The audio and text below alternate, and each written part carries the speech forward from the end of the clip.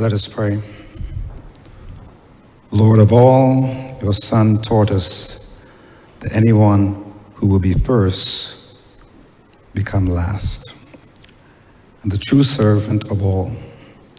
Grant to those who lead our nation and local communities that spirit of service, of following the example of your Son, that may have the courage to distinguish between what is popular and what is right.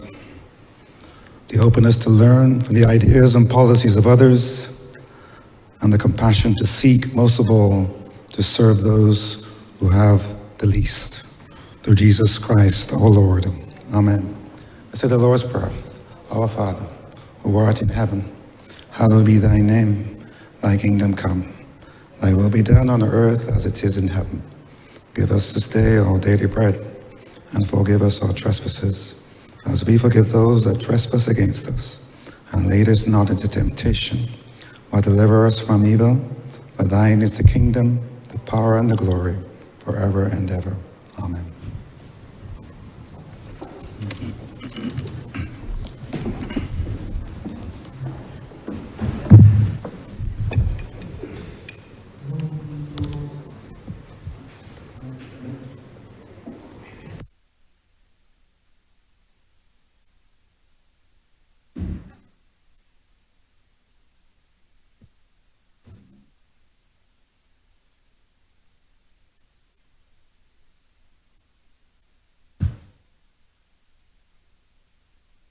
This House is in session. Minutes of the meeting held on Tuesday, June 24, 2025 to be deferred.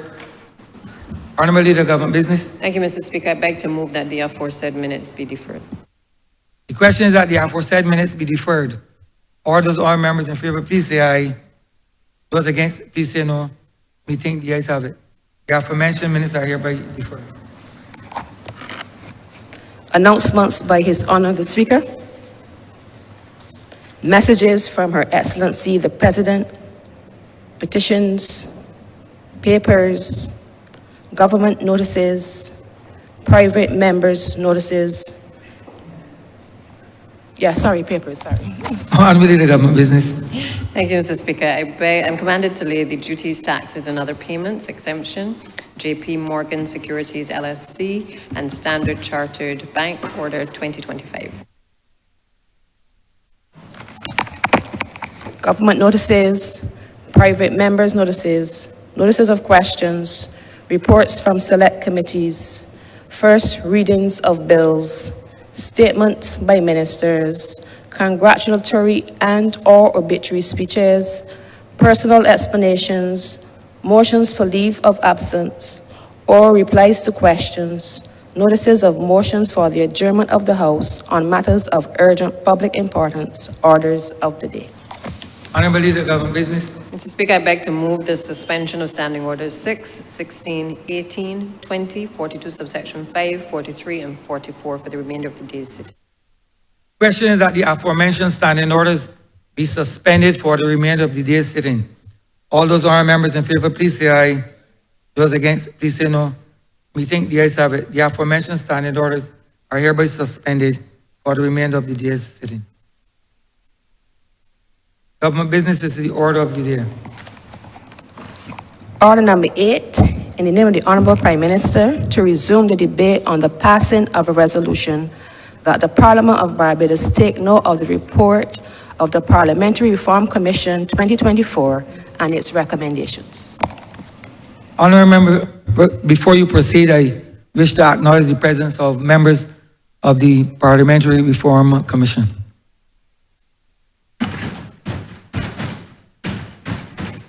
Honourable Member for St. James Central. Thank you very much, Mr. Speaker, sir. Mr. Speaker, it's perhaps fortuitous that that which I'm about to say can be said in the presence of those people who labored so hard in order to bring this matter to this place.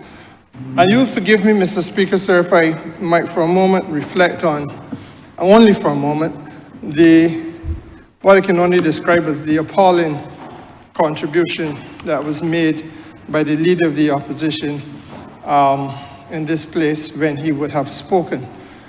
Now, Mr. Speaker, sir, I was spared and I'm therefore grateful only to the technology, I was spared having to endure that which was said when the Leader of the Opposition spoke. But there is in the English language, sir, a word called sophistry, which, given its ordinary meaning and interpretation, suggests that argument is fallacious and illogical and, sir, evasive.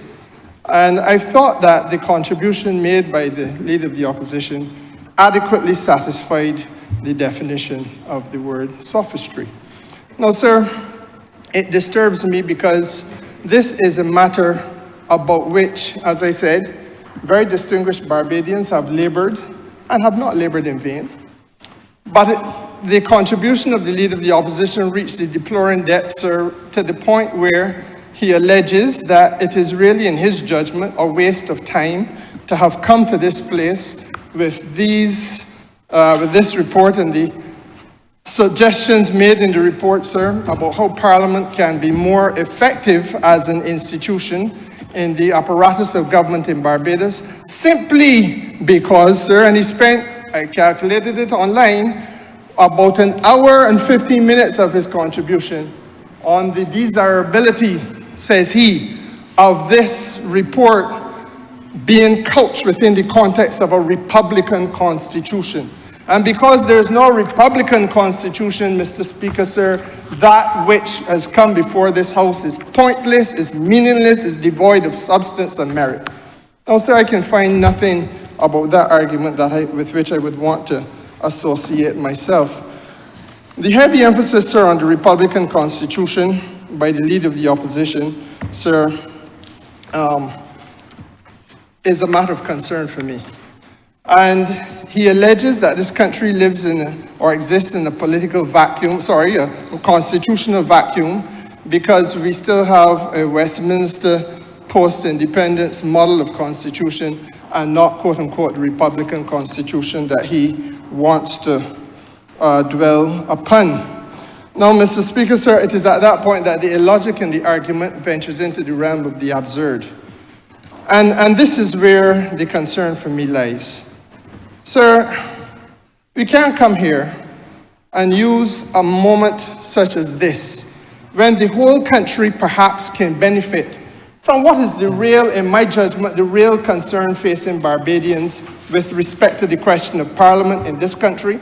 And by extension, may I say, sir, as I read the current affairs of countries within this region and around the world, the concern on the lips of virtually every citizen in what we call Western democracies has been, sir, in recent times, the legitimacy of Parliament. Is Parliament working in the interests of people? Is there a level of satisfaction in the hearts and minds of people that that institution reflects my concerns adequately? Do the people who sit in the institution reflect my day-to-day experiences, lived experiences, and concerns adequately? In fact, sir, if you turn on CNN this morning, you will see that in the mighty United States of America, that is the issue of moment. That there is what they call a big, beautiful bill, but the big, beautiful bill is not deemed to be either beautiful, and perhaps overly big, by roughly 70% of the population of that country. Now, sir, let us bring this back to where the Leader of the Opposition will have us go. Because he begins and he locates his argument, and I want to say, sir, that I believe it is sophistry because to me, we were treated to a man presenting a fig leaf under which he seeks to hide the nakedness of the policies of the party he represents and the nakedness of his own views on these matters. I want to pull apart that fig leaf, sir. Let us look at this mystery or demystify this thing that we call the Republican Constitution. Ancient Rome, sir, was a republic. In 61, those cities of Rome, formerly around the peninsula where Italy is located, became the Kingdom of Italy. And to this day, sir, it continues to function as a republic. The United States of America is a republic of 249 years of age. Mr. Speaker, sir, the similarities between the two are tremendous. The emperors of Rome ruled by what you call a decree. The presidents of the United States, sir, have the capacity to issue what they call an executive order. Difference only in nomenclature. Same thing, essentially. I, as President of the United States, on day number 1 of my tenure, can issue 21 executive orders, gutting previously legislated climate policy of the country, gutting and destroying previously legislated and enacted legislation on the rights of immigrants in the country, gutting the rights of people, sir, who previously benefited under law and and decisions of the Supreme Court of the United States with respect to abortion, and on and on and on. Let us be very real in the analysis, Mr. Speaker, sir. And I begin on this point. It is fallacy, because the Prime Minister of Barbados, after all the long talk for an hour and a half and the speech of the leader of the opposition, you can't get around the fact that no Prime Minister of this country, including this one, can come to this place or any other place and issue a decree. There's no government by executive order in Barbados. And so therefore, Mr. Speaker, sir, to set up a construct which says, oh, the work of the Constitutional Review Commission is a waste of time because we don't have a Republican Constitution and there is a mass dictatorship in the country. Mr. Speaker, sir, what is that? Because the substance and the methodology behind our governance, sir, is simply that there has to be passage of law through this place. There is the ancient principles of separation of powers, where you have a legislature, you have an executive. Tell me, sir, if you want to talk about reform, that you may wish to have a conversation about whether the executive is too closely fused to the legislature. And we see the bodies on this front bench of members of the cabinet who are the executive, but we also form part of the legislature, obviously. And that is a conversation that has been had in other parts of the world, including Great Britain, from which we borrowed our model. But Mr. Speaker, sir, you cannot, sensibly in my judgment, rest an argument on those foundations that the leader of the opposition sought to rest it on. And if there was merit in that which he was alleging, sir, then he would have used the opportunity to do the essentials. Not come to the party, sit at the bar stool at the party, sir, and offer only froth, but not any beer. You want to have a little beer. There must be some substance. Show the House, and by extension, show those people ex-cathedra of this place outside the House of Assembly. Show those people, sir, who are within earshot of his voice, and who will read Hansard's reports, where there ought to be restrictions or removals of powers currently existing in the office of the Prime Minister of Barbados. But if you do not come armed with intelligent argument about where there is excessive power in the personage of the Prime Minister and in the office of the Prime Minister and its capacity to wield power, but you only, sir, use your argument as a shield or an umbrella under which to shelter yourself while you hurl innuendo across the aisle, then, sir, you have not done anything useful in this debate. And that is my challenge, Mr. Speaker, sir. If I have not been able to hear from the leader of the opposition what powers of the Prime Minister specifically he would want to see restrained or removed, then he does himself, and by extension, this Parliament, a disservice. Now, Mr. Speaker, sir, above and beyond what is now becoming a ritualistic reference to dictatorship, I think, sir, that the need exists for us to have a serious conversation about those issues which perhaps are more salient to reform. Now, as I said, I believe that one of the key things, if you did a survey out there, that you would hear people say immediately, is that we live in an era where there is increasingly declining trust in those people who hold political office. It is not unique to Barbados, though it is unfortunate. It is not unique to the region, sir, because all across this region you hear it. It is not unique, sir, to this hemisphere. It is a reality that we have to grapple with. Now, Mr. Speaker, how do we improve trust?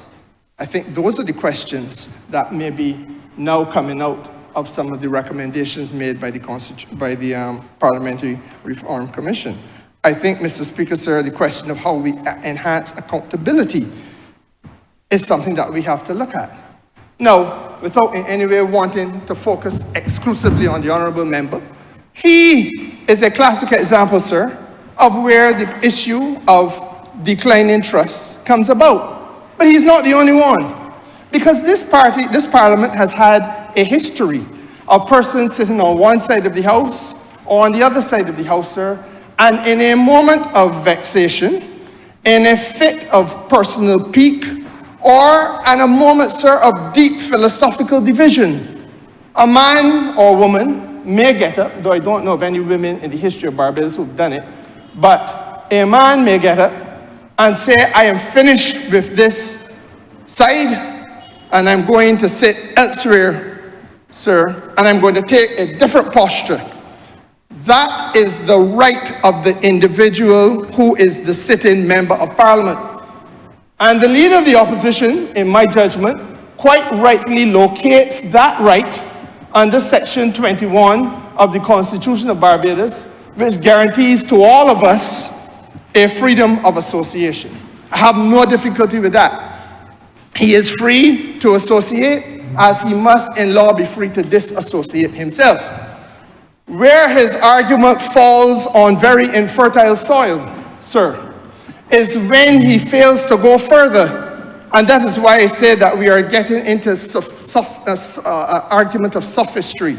The Honourable Member must know that the same Section 21 of the Constitution, which bequeaths on him a right to freely associate and disassociate as he wishes, also says that that right, sir, is subject to a more morally compelling right or consideration, an overriding and more morally compelling consideration, which is the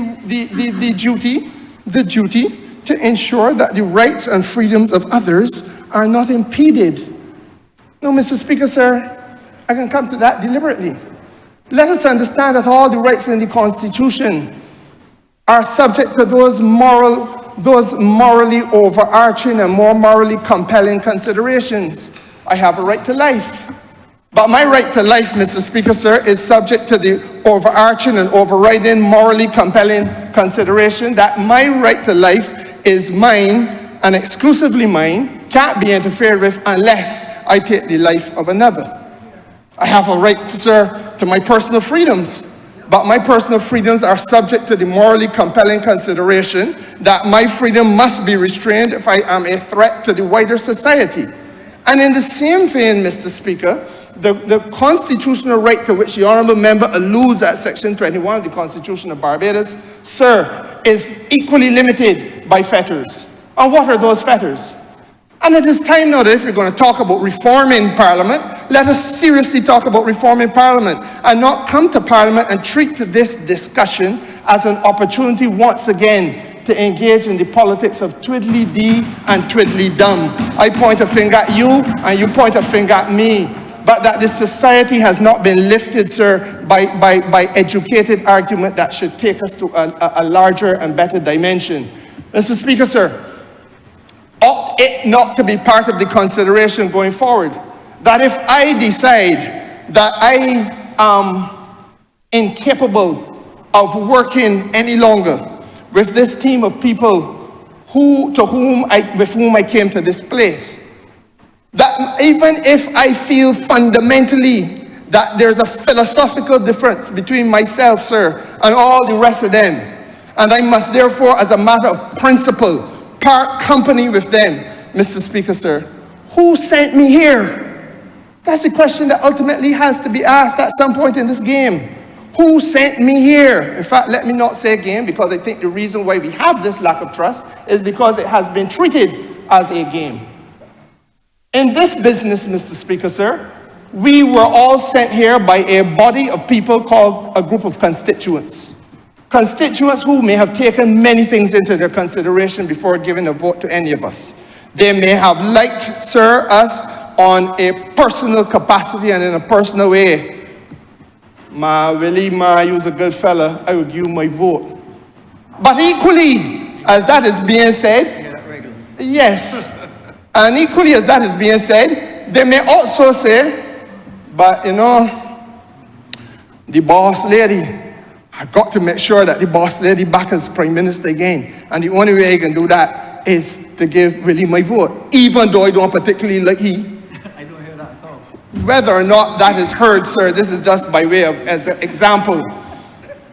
Equally, Mr. Speaker, sir, it may be that the policies and the history of policy implementation of the party that we speak to, which is not recognized in the Constitution of Barbados at all. Let's remember that. No part of our Constitution speaks to a political party. But Mr. Speaker, sir, people out there have a lived reality. They have a lived understanding. They know that there are parties, don't mind what the Constitution says, or don't say, and they know that the parties have implemented policies that are germane and relevant to them and have acted in their interests, or they have not. And in those circumstances, people may say, I can give the BLP the vote. I don't care who the body is, the BLP going to get the vote, or any other party. And Mr. Speaker, sir, if then we understand it in that broader context, we come to understand the importance, perhaps, of there being a duty to engage the wider public. Nobody, I would defy anybody to condemn or to impugn the right of the leader of the opposition to freely associate and disassociate as he wishes. But equally, there are rights of others who have cast a vote, who cast a vote within a context of a certain understanding and expectation. And that right, sir, I believe, must now be something that is subject to consultation after you choose as an individual to freely exercise your discretion to disassociate or associate elsewhere. Now, Mr. Speaker, sir, that has never been part of what we do in Barbados. It is part of what is required in other parts of the world. And it's perhaps if we are having a discussion, as I believe, I didn't hear at the beginning of this, I hear that the whip is off and that I can speak freely without having to worry about sanction from political party or colleagues. So let me say that I believe that this is a matter that about which we should be having serious consideration in this country. Because is there a necessary second step in the process of crossing the floor? I believe, Mr. Speaker, sir, that many people out there will say that they will feel comfortable if they had a right to be consulted in the process of crossing the floor. Not in the way, sir, that we have heard it being said by the leader of the opposition, I believe about 2 weeks ago, when he alleged that he will speak to the people of Christchurch South before he makes any decision about running in any other constituency.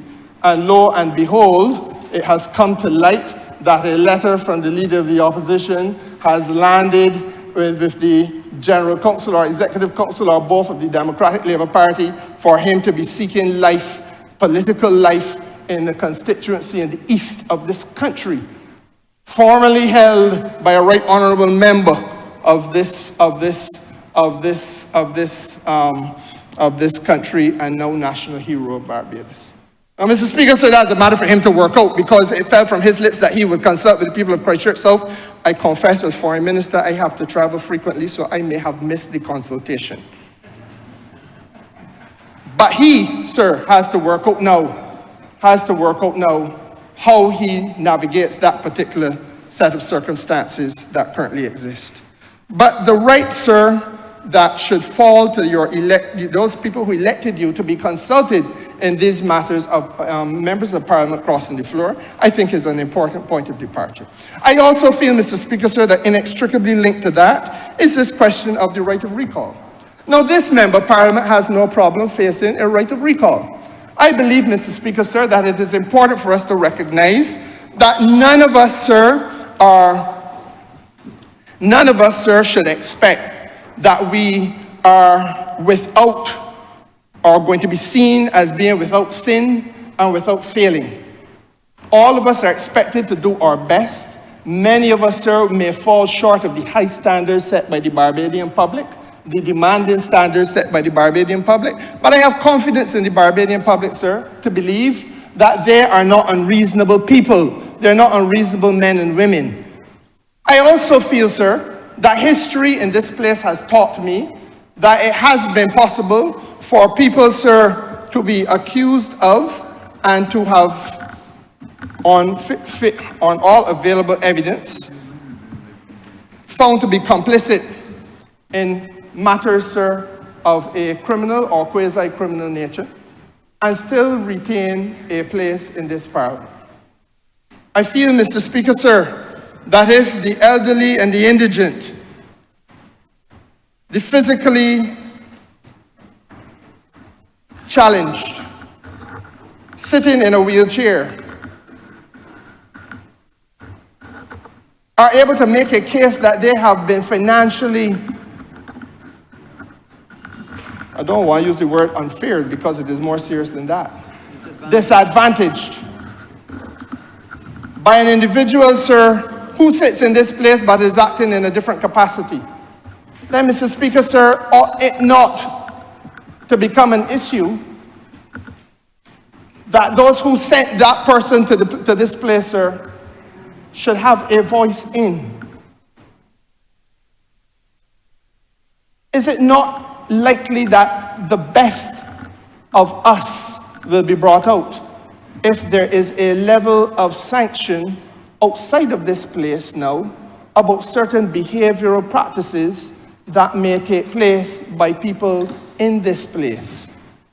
These are difficult questions, Mr. Speaker. I have no doubt about it. And it is always difficult to ask the question, who will guard the guards? And because nobody wants to answer the question, then these matters we ain't hear about now for the first time. These matters have been talked about behind closed doors and in some cases in the open for many years. But nobody wants to bell the cat because nobody wants to be the person to hold up the hand to say, I will be the person to guard the guards. But if we are talking about a process of parliamentary reform and how we make the Parliament a place that people can trust, and those who are in Parliament have their feet held to the fire of accountability, then, sir, surely it must also be that the difficult questions of whether or not there has been an issue now worthy of public censure, whether or not that should be a matter about which constituents have a right to reflect. And Mr. Speaker, sir, as it now stands, they do not. There are those who will say glibly that at the end of a term of 5 years, the constituents will have a chance to vote anyhow. And while that is true, the question is there a desirable step of having that measure of accountability brought to bear more urgently than waiting the effluxion of 5 years? Now, Mr. Speaker, sir, those are matters about which I think the Commission has reflected, and my view and the Commission's view will not always be the same. But I see in good men and women loyal and true to Barbados the judgment to have brought and the courage to have brought these matters to the forefront and to open the door for national discussion on them. I feel, Mr. Speaker, sir, equally that the question of overseas representation is one that we have to be candid about at some point. Not only because I carry the title now of Foreign Minister of the country, but, Mr. Speaker, as a Barbadian, seeing what is happening to Barbadian people and to West Indian people and to African people, and let me go further in the hemisphere and say to Latino people in other parts of the world, Mr. Speaker, sir, I recognize that which people have loosely called and defined as being the diaspora of many countries does not necessarily any longer live comfortably in the places where they now reside, oftentimes in the North Atlantic. I do not identify any one country in the North Atlantic in this regard. Let me say to you that I spent 2 nights in England and listened to the leader of the opposition, Mr. Speaker, who, if she did not speak with British accent, and you just happen to see her in a bus or in a train, one would reasonably conclude that this lady was out of Africa or out of the Caribbean. But that which fell from her lips was a condemnation of the immigrant community in the United Kingdom. A fierce and ferocious condemnation, might I add, to the extent where she questioned the relevance of their continued presence.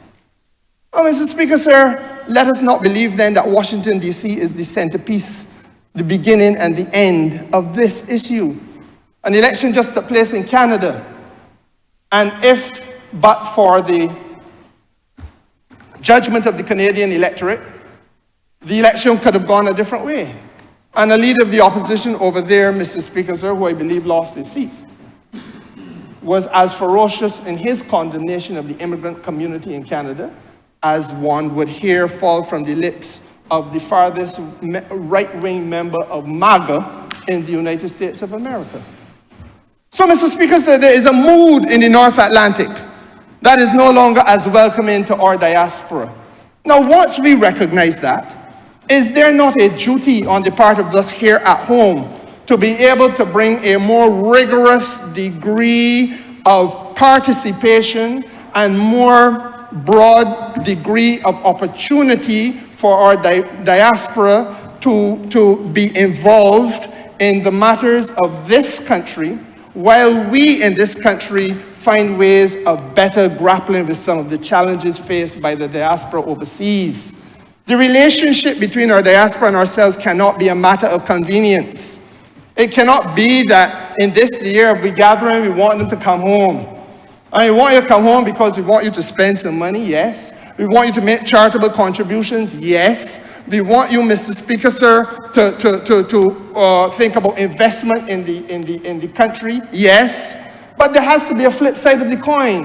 What do we as Barbadians want to do for our diaspora, our diasporic Barbadian families out there? How better can we embrace them? How better can we have a relationship with them that gives them voice and some modicum of protection in circumstances where what might be very ill-conceived immigration laws in from country to country may have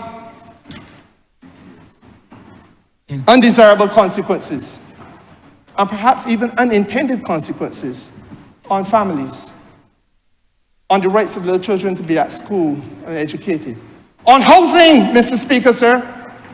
And on this, the day that there is a grave danger in the United States of Medicaid and Medicare being brought to an end, on public health. These are questions, sir, that we cannot forever sweep under the carpet. And I want to say, sir, that in the context now of an opportunity in this discussion of parliamentary reform, I listened carefully to the speech of the leader of the opposition, hoping to hear a rebirthed Democratic Labour Party full of purpose, full of principles, saying, we have a position. He spoke to the matter, sir, only to say that it existed. His policy was that they have no policy. Don't laugh, Mr. Speaker, sir. That is a serious indictment of a man who stands at first slip, metaphorically, standing at first slip, waiting for the ball of governance to drop into his lap. You can't, on a matter as fundamental of this as this. And I want to go further, Mr. Speaker, sir. We are a small country that is often contrived against by mighty powers. The Europeans collectively have had issues with our international financial services regime. The United States, from time to time, has had issues with our international financial services regime. Our international financial services regime, what we call the offshore business sector, sir, has accounted for as much as 2/3 of the corporation taxes taken in this country. That is what put light on playing fields.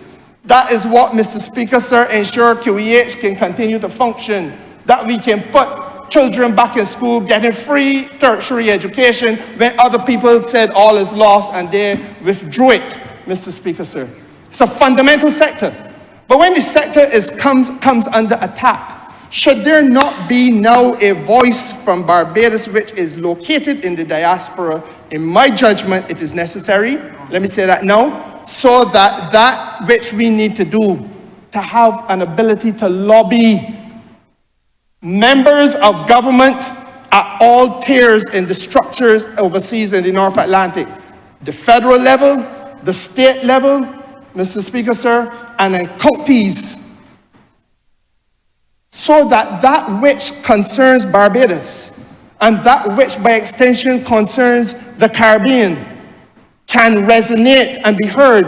And that, yes, in the same way as those folks are prepared to sit down with the Israelis and the Jews in New York and recognize that the vote may not come if the policy is not appropriate, there should not be a taken for granted of the vote of the Caribbean people if the policy is not appropriate. But who's saying that, Mr. Speaker, sir? Honourable member has 2 more minutes. Only 2 minutes, sir? Only 2 minutes. I was now ready to go to town. You can, but only in 2 minutes. Let me hasten then to say, sir, let me hasten then to say, sir, that there's another aspect of this about which I think we must be very frank. That this Parliament has rules, and that we have not been using the rules, and that, sir, I want to urge that we could come to a point, and this is not, I think you mentioned in the review commission, but I feel strongly, Mr. Speaker, sir, that we must revise the standing orders of this Parliament for there to be some fundamentals about which you cannot deviate. One of them, sir, is the use of parliamentary questions, and the other one, sir, is the Prime Minister's question time.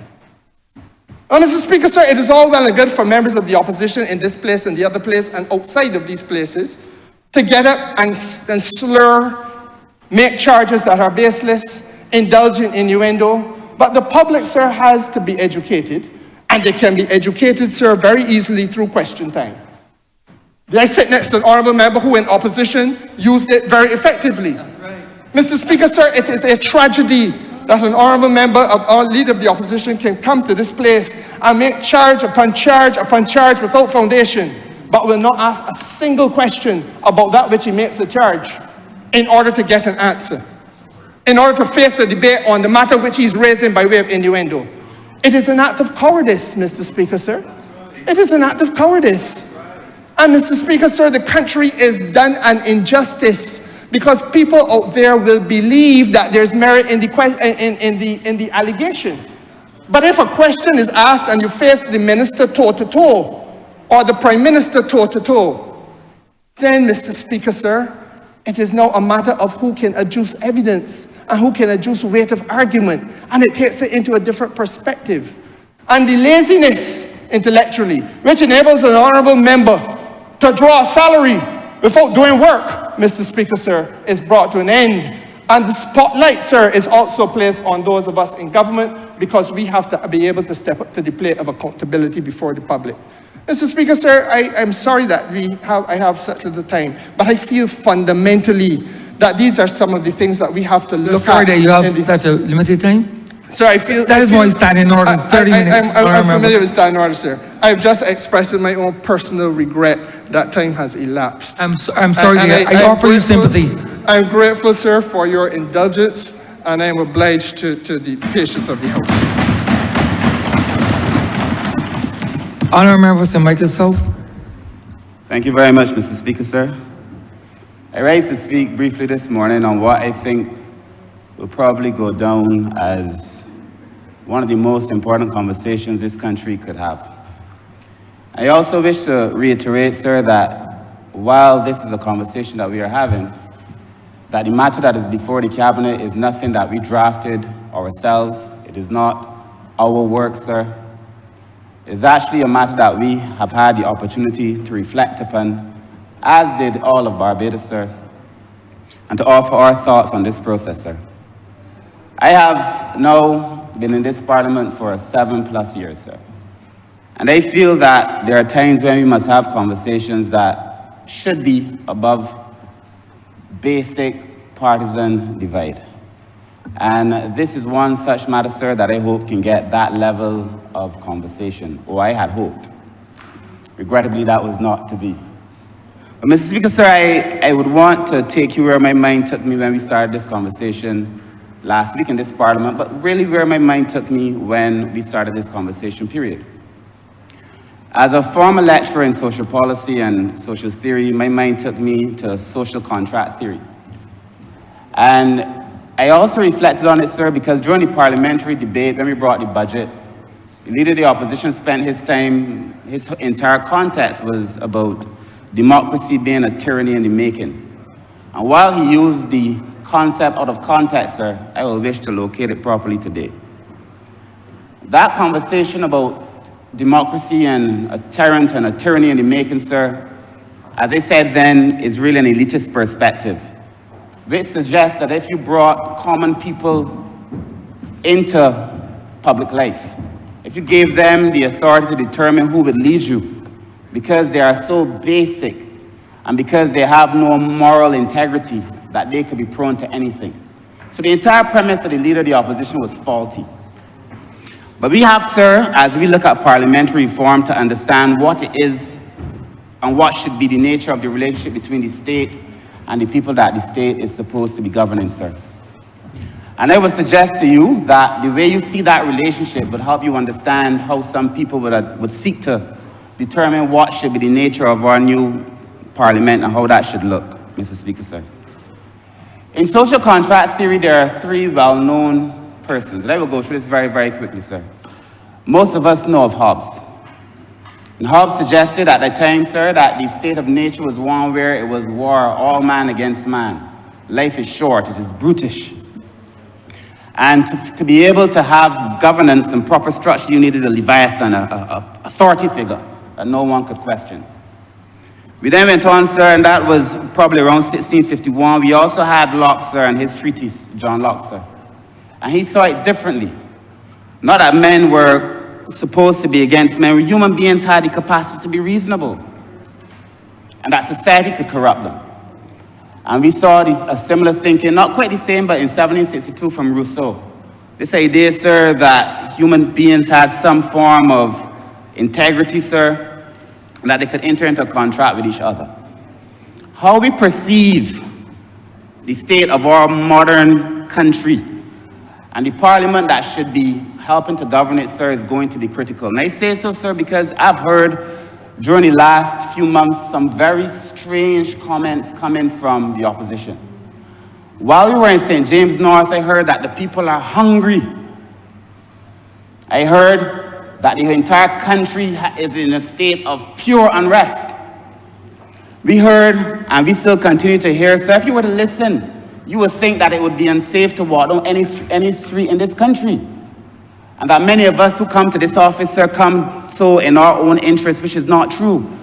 In fact, sir, I would like to reflect on this document by saying that this document is not about politicians really at all. It is essentially about how do we seek to be able to govern in a modern Barbados, sir, in a way that allows us, sir, to reflect the interests of the people. And that is what I read. In a way, sir, that is fit for purpose, sir, that would allow us to reflect the interests of the people, Mr. Speaker, sir. And I think this conversation around our parliament is going to be extremely, extremely important. I listened to the Honourable Member for St. James North, St. James Central, sorry, as he spoke, sir. And that we recognize that there is now almost a latent but growing distrust between the state and the people that it governs. This has happened all over the world, sir. And through our own actions, sometimes, sir, we can make that matter worse. When we come here, sir, there are people who listen to us. I remember very recently a conversation of a man who said, we listen to you all. When you speak in that parliament, you may not think it, but we listen. Our words, sir, carry significant weight. And I think this conversation must be one, sir, that is not located necessarily in politics, but located, sir, in an intellectual, real conversation about what the country now demands from us that would be fit for purpose, Mr. Speaker, sir. Mr. Speaker, sir, Parliament has three functions generally. We have, sir, to represent the electorate, which all of us do in this place, sir. We have, sir, to be able to make laws, sir. We have to be able to oversee the government, sir, via hearings and inquiries and so on and so forth, sir. And the question that must be asked and answered is, to what extent does this parliamentary reform report allow us to be able to address these three things? And to what extent is value added in relation to these three things, Mr. Speaker, sir. They say, sir, some say, John Bright said, that the mother of all parliaments is the British Parliament. Our situation, sir, our parliament is very much similar in many ways. They have a monarch, sir, we had a governor general, we now have a president. They have the House of Commons, we have the House of Assembly. It's a little bit different with the House of Lords, sir, but we have a Senate.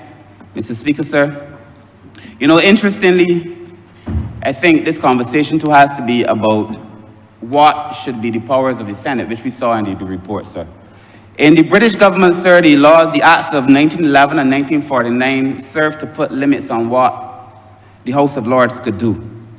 In other words, sir, they cannot veto what came out of the House of Commons. To what extent should the Senate be able to veto what comes out of the House of Assembly, sir?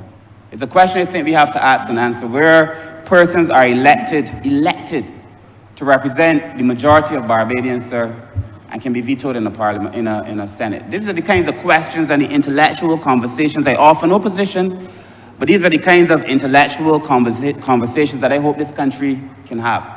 And that the kind of conversation that I had hoped that this particular report would be able to stimulate, so that we take it to a different place, sir. And we've seen in Barbados where important legislation would come to this parliament and has gone down to the Senate, sir, and did not make it out to the Senate. And these are the kinds of conversations that we need to have. If we are elected to serve, to what extent can an unelected body be able to veto what comes out of this place, sir? Again, I say offer no position on it, but I do hope it is a conversation that we can have, sir. Furthermore, sir, as I said, these conversations are around lawmaking, representation, and oversight. Are we doing the best that we can do in the current model, sir? Does the current model allow us to do that? Is what is being offered here going to put us in a position, sir, where we are in a better position to do these three things? Lawmaking, this idea of oversight, and representation, sir. And if these questions are not asked and answered by this report, then I fear that the report probably would not have hit the mark. But I would say to you, sir, that I believe that these questions have been asked, and to some extent they have been answered.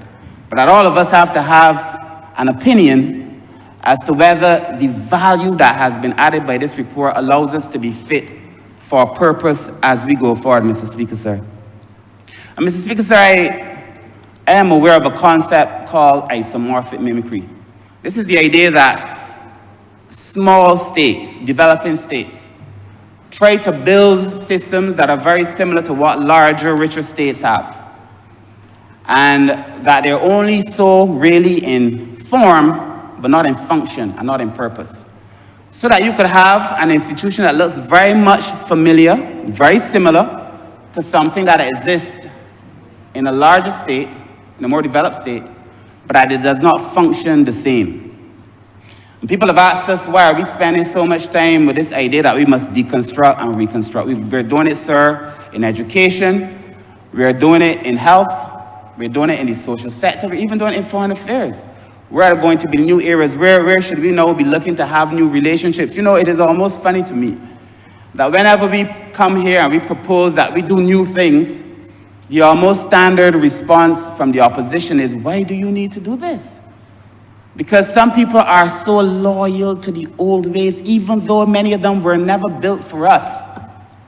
And even though prosperity now in a modern Barbados requires that we form these new relationships, sir, some people are so loyal to the old ways that they cannot begin to conceptualize that these things have meaning in a modern Barbados, Mr. Speaker, sir.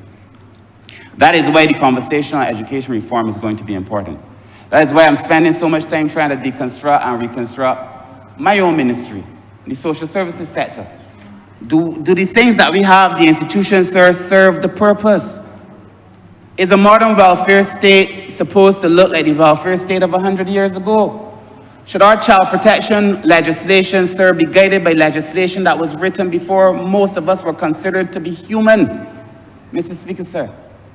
Should we have a parliament, Mr. Speaker, sir, where we cannot review some of the ways that are being practiced in this parliament? You know, when you touch certain things, people get very uncomfortable, Mr. Speaker, sir. I am thrilled to be in this parliament at this time when we are having this conversation. I do believe, as I said in the beginning, sir, this is perhaps the most important conversation that we can have, sir. And it takes me back, sir, again, to how is it that we see the people that we are supposed to govern. And I look at this report, sir, the more people try to put powers into one person, this idea of a Leviathan, this idea that if you give powers to the masses, that you create a tyranny, which is the treatise of the leader of the opposition. You give power to the masses and a tyranny will emerge. Essentially, just look at his budget presentation. That was the entire presentation, Mr. Speaker, sir. But if we see the people as being capable, morally sound, as Barbadians are, Mr. Speaker, sir, the conversation that we are having here now about going back to the people on some of these most important conversations, sir, is one that we should all have, Mr. Speaker, sir. And I say so because this conversation, sir, there are a few points that I wish to make specifically about this report, which I will get to in a minute, sir. But there are some things that I know will cause some people a little bit of trepidation. But these are the conversations that we need to have, Mr. Speaker, sir. Mr. Speaker, sir, I look at what is in a proper parliament. And the idea that parliamentary, institutional, and the legal and parliamentary framework, sir, the institutional framework, is one of the conversations that we need to discuss, Mr. Speaker, sir. Where do we stand in relation to these matters, Mr. Speaker, sir? Mr. Speaker, sir, the principal place for discussing and debating policies and conducting oversight must be here. We have now set up a range of joint select committees, sir. Mr. Speaker, even though parliamentary reform has not yet passed, we have been in the process of reforming, at least in our practice. We took a bill on child protection, Mr. Speaker, sir, and other bills, and have sent them to a joint select committee for review. The things that are unheard of. And people have come into this parliament, Mr. Speaker, sir, ordinary Barbadians, and have had their say at the level of parliament in relation to some of the most pressing matters, even in cases where we had had consultation, Mr. Speaker, sir. And those views were accommodated and reflected in the final position of the bill, sir, where it was that they mattered, Mr. Speaker, sir. That is the kind of conversation that I had hoped that we could have had when we brought this presentation here, Mr. Speaker, sir. The idea around political parties, sir, and the groups that play an important role in determining the previous position, sir. We don't have political parties mentioned in our constitution now, Mr. Speaker, sir, but perhaps we should. We don't discuss political parties, Mr. Speaker, sir, but many of us know that we get here because of the position of our political parties that we serve in. We may think that we are brilliant, we may think that we are great, but many of us, most of the political scientists would tell many of us that to do it on your own and see how great you think you really are, Mr. Speaker, sir. I will not speak on any particular individual, sir, but I do know that many of us reflect we have the capacity to stand in this place because of the political party that we supported, Mr. Speaker, sir. But yet we do not have that conversation about how do we regulate them, how are they to be governed, sir. These are the kind of matters that I see emerging from this presentation, Mr. Speaker, sir. I also feel that this conversation on parliamentary reform takes us into a conversation on leadership. And in adaptive leadership, the idea is that there are things that work that you hold on to, and there are things that do not work that you must release. The things that work, you keep. The things that do not work, you release. You hold on to the DNA that works, Mr. Speaker, sir. And you let go of the things that do not work. And we cannot wholesale adopt in 2025 the things that we would have had before. There's some things, Mr. Speaker, sir, that we have to let go.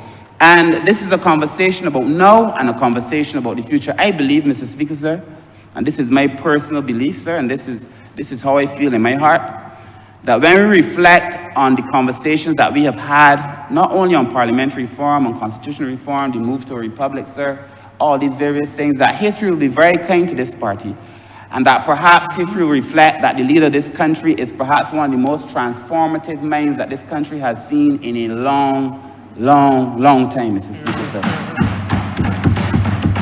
But, sir, we cannot be loyal to a system that does not necessarily serve us, Mr. Speaker, sir. We cannot be loyal to a system that does not serve us. I now meet, sir, on a regular basis with young people, sir. They see us as guardians of their future, but they understand, sir, that this earth is seasoned by the blood and the sweat and the tears of our ancestors, sir, many of whom our present behavior, sir, would seek in many ways to violate their very interests, sir, and the fights that they stood for, the fights that they engage in, Mr. Speaker, sir. It is not good enough to say that we are loyal to the old ways, Mr. Speaker. I feel that parliamentary reform is going to be, as I said before, one of the most important conversations that we can have. But it cannot be, and it must not be, that we stay loyal to systems that are no longer fit for purpose, Mr. Speaker, sir.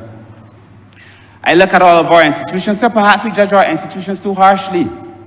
Perhaps we cannot ask our institutions to do what they were not created to do. We ask some of the institutions that we set up 100 years ago to be able to be relevant now, Mr. Speaker, sir, without being able to say there are things that we have to be able to change, Mr. Speaker, sir. And this is a conversation around what do we keep, what do we let go of? Where are the new ideas that we need to be able to bring to the fore, Mr. Speaker? What are the conversations that we have to have, sir? But I do know this, that whether it is this government or another government, whether we choose to adopt wholesale the recommendations of the committee, sir, and I would wish to commend the committee for what I think was really sterling work, or whether we wish to take those recommendations wholesale, or whether we wish to go through them one by one, sir, I do know that we can no longer kick this can down the road, and that we have to have a conversation in this place about what will work and what will not work, sir. But we cannot create a system that looks the part but cannot do the work. We cannot create a system, sir, that looks like what other people are doing but cannot do the work. That is even more dangerous than to not have parliamentary reform at all, Mr. Speaker, sir. And so we have to go through, as we did as a party, we have to go through each of these recommendations, Mr. Speaker, sir. I invite the country to go through them one by one. One by one. We don't have time here to do it today, sir, but to go through them one by one. Look at them. Does this make sense for Barbados? Should be the question that has to be asked and answered. And does it make sense for Barbados in 2025 and beyond, Mr. Speaker, sir? I fear that perhaps the greatest threat to this country, Mr. Speaker, sir, is to say that we have done parliamentary reform when we have not actually engaged in parliamentary reform, sir.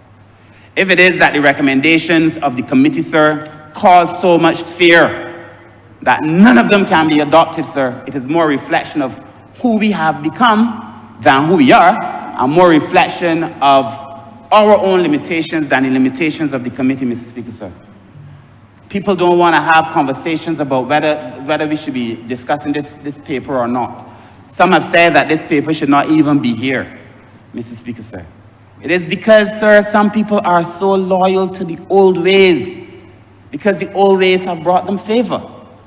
But we, sir, must not govern for ourselves. We must govern for the generation to come, Mr. Speaker, sir. And I believe, sir, that all of us, sir, who now have some understanding, I believe the average Barbadian is still, contrary to the leader of the opposition, I still think the average Barbadian is morally sound, tremendously bright, and capable of playing a part in the governance of this country, sir. I do not believe, I cannot believe, that a democracy will lead to a tyranny because ordinary people form part of that government, Mr. Speaker, sir. If that were so, many of us would not be in this room, Mr. Speaker, sir. It is an elitist perspective, Mr. Speaker, sir. It is one that we have with all the fiber in our being, sir. We have to denounce it. We have to say that we continue to believe in the average Barbadian, Mr. Speaker, sir. I wanted to talk, Mr. Speaker, sir, about our weak implementation capacity, but I will not do that now. But I do know, sir, that unless we change most of our institutions, sir, the idea that CDB keeps saying the Caribbean does not implement projects. We hear it from Global Affairs Canada. We've heard it from all the international institutions, sir, because our institutions look the part, but they cannot function. Our parliament, in some ways, may look the part, sir, but may not be able to function. That is why we have sometimes, sir, to take a step back, sir, to look at it with objective eyes and re-engage. And this paper, sir, allows us to be able to do that, Mr. Speaker, sir, to allow us to be able to re-engage. But on this presentation specifically, Mr. Speaker, sir, there are a few things that I would wish only because of the time considerations, just at a surface level, sir, but I invite Barbadians to read the entire report. It is really worthy of conversation, Mr. Speaker, sir. The Prime Minister raised the idea of a non-elected speaker. I don't think it's in the report, but the Prime Minister raised the idea. I have stood in this Parliament, Mr. Speaker, sir, for 7 years, as I said. I have had conversations, and I'm not saying that you will always be the person in the chair, but I've had conversations, sir, where, sir, it is in the report, I apologize. I have had conversations, sir, where I felt that we could have benefited significantly from a perspective similar to the person who is Speaker of this House, sir, but who is unable to speak. Sir, we've had conversations around matters in our constituency. And I know it must be a difficult thing to be a speaker, sir, where we're discussing matters in our constituency, sir, and that a person as involved in the constituency as our current speaker is, sir, is unable to speak on those things. And that Barbadians, the way that we vote, they vote on all these things. I have not heard you speak in the Parliament in the matters that affect me. But you are not in a position to say to them in a way that they appreciate, I am not allowed to speak on these things. And that people who are elected to this place, sir, I outlined when I began what are the 3 areas. And one of the more important ones beyond lawmaking was representation. If you come to Parliament, sir, and you're unable, by virtue of the position you hold, to represent the people that put you here, sir, it puts the speaker at a disadvantage. I do believe that we should have a non-elected speaker, sir. And that the 30 people, and independent, and that the 30 or so people, how many ever they are, persons who serve in the Parliament, sir, come recognizing that they have a responsibility to make laws and to be able to represent, sir. And that is best allowed, sir, when a person who is voted on for, sir, can come to Parliament and speak on these matters. I have so many thoughts on this, sir, but time would not allow me to continue. I also feel, sir, that we have to have this conversation around political parties and being able to properly regulate them and to have them registered, Mr. Speaker, sir. I believe that. I believe that because I believe many of us come here, as I said, on virtue of the political party that we serve, Mr. Speaker, sir. I also feel that sometimes people associate themselves with the idea of a party, not necessarily on the idea of the person running. Sir, I am not so fond of myself to believe that I got here on my own, sir. Some may think so. But I'm not so fond of myself to believe that. When I entered St. Michael's South, Mr. Speaker, sir, many people did not even know who I was. They had no idea who Kurt Humphrey was, Mr. Speaker, sir. But they knew that I was representing a party that had expressed their concerns, sir, that had articulated their struggles, Mr. Speaker, sir, that had clearly defined prospects for the future with which they could associate. And that found favor with the people, Mr. Speaker, sir. Political parties, sir, are vital and critical to our understanding of our democracy. And it is time, sir, that we begin to understand that. The idea that we should register them and regulate them, sir, sits well with me because I believe the people associate themselves sometimes with political parties even before they associate themselves with the candidate. Then when you become a candidate, Mr. Speaker, sir, you have to make sure that you carry their hopes and their aspirations in a way, sir, that is genuine and is courteous to their genuine position, Mr. Speaker, sir. That is what I believe. I also, sir, would want to talk about this conversation about crossing the floor and whether you should go back to the people. Mr. Speaker, sir, I believe that so strongly. I felt that long before I was a politician. That if it is that you come because of my view, because this obviously follows, if it is that you come to this place as a member of a political party, I believe the political party, sir, has a lot to do with whether you get here or not. And you cross to another political party, sir. Not only are you being disingenuous to the party, you're being disingenuous to the people that have put you here because they oftentimes associate your presence with the party and the principles of that party, Mr. Speaker, sir. And this has nothing to do with any one person, sir. I have felt this way from time immemorial. If you want to, sir, cross the floor, feel free, go back to the people. And ask the people for their vote, Mr. Speaker, sir. And I support this recommendation very, very strongly, Mr. Speaker, sir. And then there are some things, sir, that are a little bit more technical. I see the report speaks of training of parliamentarians and staff. Mr. Speaker, sir, when you are I've been a technocrat for most of my life. I was, as you know, sir, like you, a public servant for a significant period of my life. We come here and we articulate policies, Mr. Speaker, sir. We have to be in a position, sir, I think, where we understand the things that we are technically responsible for, but that our staff must be trained to the highest order, sir. I spoke of the implementation gap that we have to be able to fill, and that we can only do that, sir, if we properly train our staff, we properly train the parliamentarians, and so on and so forth, sir. The public hold us to a very high regard. And this conversation around whether we should have proper training, to me, sir, is really moot at this point. We need to do it. We need to do it. The Barbadian parliamentarians should be highly trained. The staff in this parliament should be highly trained, Mr. Speaker, sir. And why? Not because it is in their interest so to do, but because at this level, sir, we represent all of the people. And you want the best quality representative people in this place, sir. The recommendation around the Chief Parliamentary Council, sir, have not landed one way or the other. But I do believe that the CPC's office is so important that we have to strengthen it. Whether or not, sir, we transfer it and incorporate it into the structure of the Parliament, I have not settled my mind on, but I do know that it's important, sir. I do not think there has been a Parliament in the history of this country that has produced as much legislation as we have in the last 7 years. And what people may not appreciate is that that means that the Chief Parliamentary Council and the staff there have been working overtime to be able to get us here, Mr. Speaker, sir.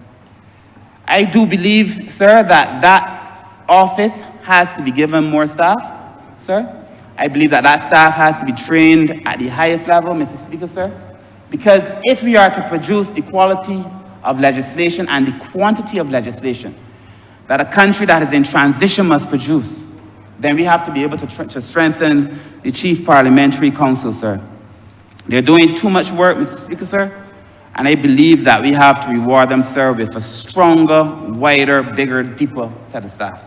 The last point that I would raise, sir, Mr. Speaker, is the code of conduct. And I support it, Mr. Speaker, sir. I do. And I do support it, sir, throughout the public service as well, Mr. Speaker, sir. And I will not spend a lot of time on that, sir, because I believe most Barbadians support it. But I would wish to close, Mr. Speaker, sir, as I began. I do not believe that though this is a Parliamentary Reform Commission report, that this is a conversation on partisan politics. I believe that this report is way too important to find itself mired solely in politics, Mr. Speaker, sir. I believe that this is about us being able to create a parliament, sir, that is fit for purpose, that allows us, sir, as I said, to honor the work of our ancestors, sir, while at the same time reflecting the needs and the aspirations, ambitions and hopes of a generation that is yet to come. And we must be able to do both of those things. This report, sir, has done it beautifully in my imagination, sir, in my estimation, sir. It has captured the things that I think we must hold on to, but it's also asked us to consider new things, Mr. Speaker, sir. It is regrettable that some of us choose to make it a political conversation, sir. But I have sense coming from this report, sir, and from this Parliament, sir, and from the Prime Minister who leads this country, Mr. Speaker, sir, I have, for now, sir, the last few years, sir, I have made eye contact with the future. I do not believe that this Parliament, sir, should be sidetracked or distracted or derailed by political shenanigans, sir. For what? For a vote? When at the end of the day, sir, that which is before us is fundamental to who we are, Mr. Speaker, sir, and what this country will become. So with those few words, sir, I wish to commend the report. I support the report. I think it is a very good thinking piece, a thinking piece. It is not our report, sir, but it allows us to think about how we go forward, sir. I do hope Barbadians have a chance to reflect on it. I commend the members, sir, of the committee. And I trust that this work will allow us to build a parliament and a Barbados, sir, that allows us to better represent the people of this country and to better represent our country, period. With those few words, sir, I'm obliged. Honourable Member for Christchurch West. Thank you very much, Mr. Speaker. Mr. Speaker, you know, I have been coming to this place to sit in this honourable chamber since 2003. And during that time, Mr. Speaker, I've sat on the back bench. I have sat in the chairman of committee's chair when the chairman of committees at that time was not available. I have sat on the opposition benches, second to last, if not last. And I've sat on the front bench. And through all of those years to now, it was pellucidly clear that there were certain things in this Parliament that were good, but there were also certain things that needed to be assessed and needed to be changed. This Parliament has to be fit for purpose and fit for the people that we come here to represent. You know, Mr. Speaker, every morning when I get up, I think of the serenity prayer. The serenity prayer. Courage to accept the things you cannot change. Knowing and understanding and the courage to change the things you can. And the wisdom to know the difference. And I think that is so vitally important as we take note of this report. And from this report, try to distill the good things that we think are important to keep and the things that are important to change. You know, Mr. Speaker, there's a saying that the most constant thing in life is change. And you have to have the courage to change those things that no longer fit the requirements of the country. And that's what we come here to do when we change laws. Laws that would have existed at one point in time that then needed to be changed. If we didn't believe in that, the Slave Code of 1661 would never have been changed. So obviously change is vital and important. But change also means perspective. Your perspective, for argument, and my perspective.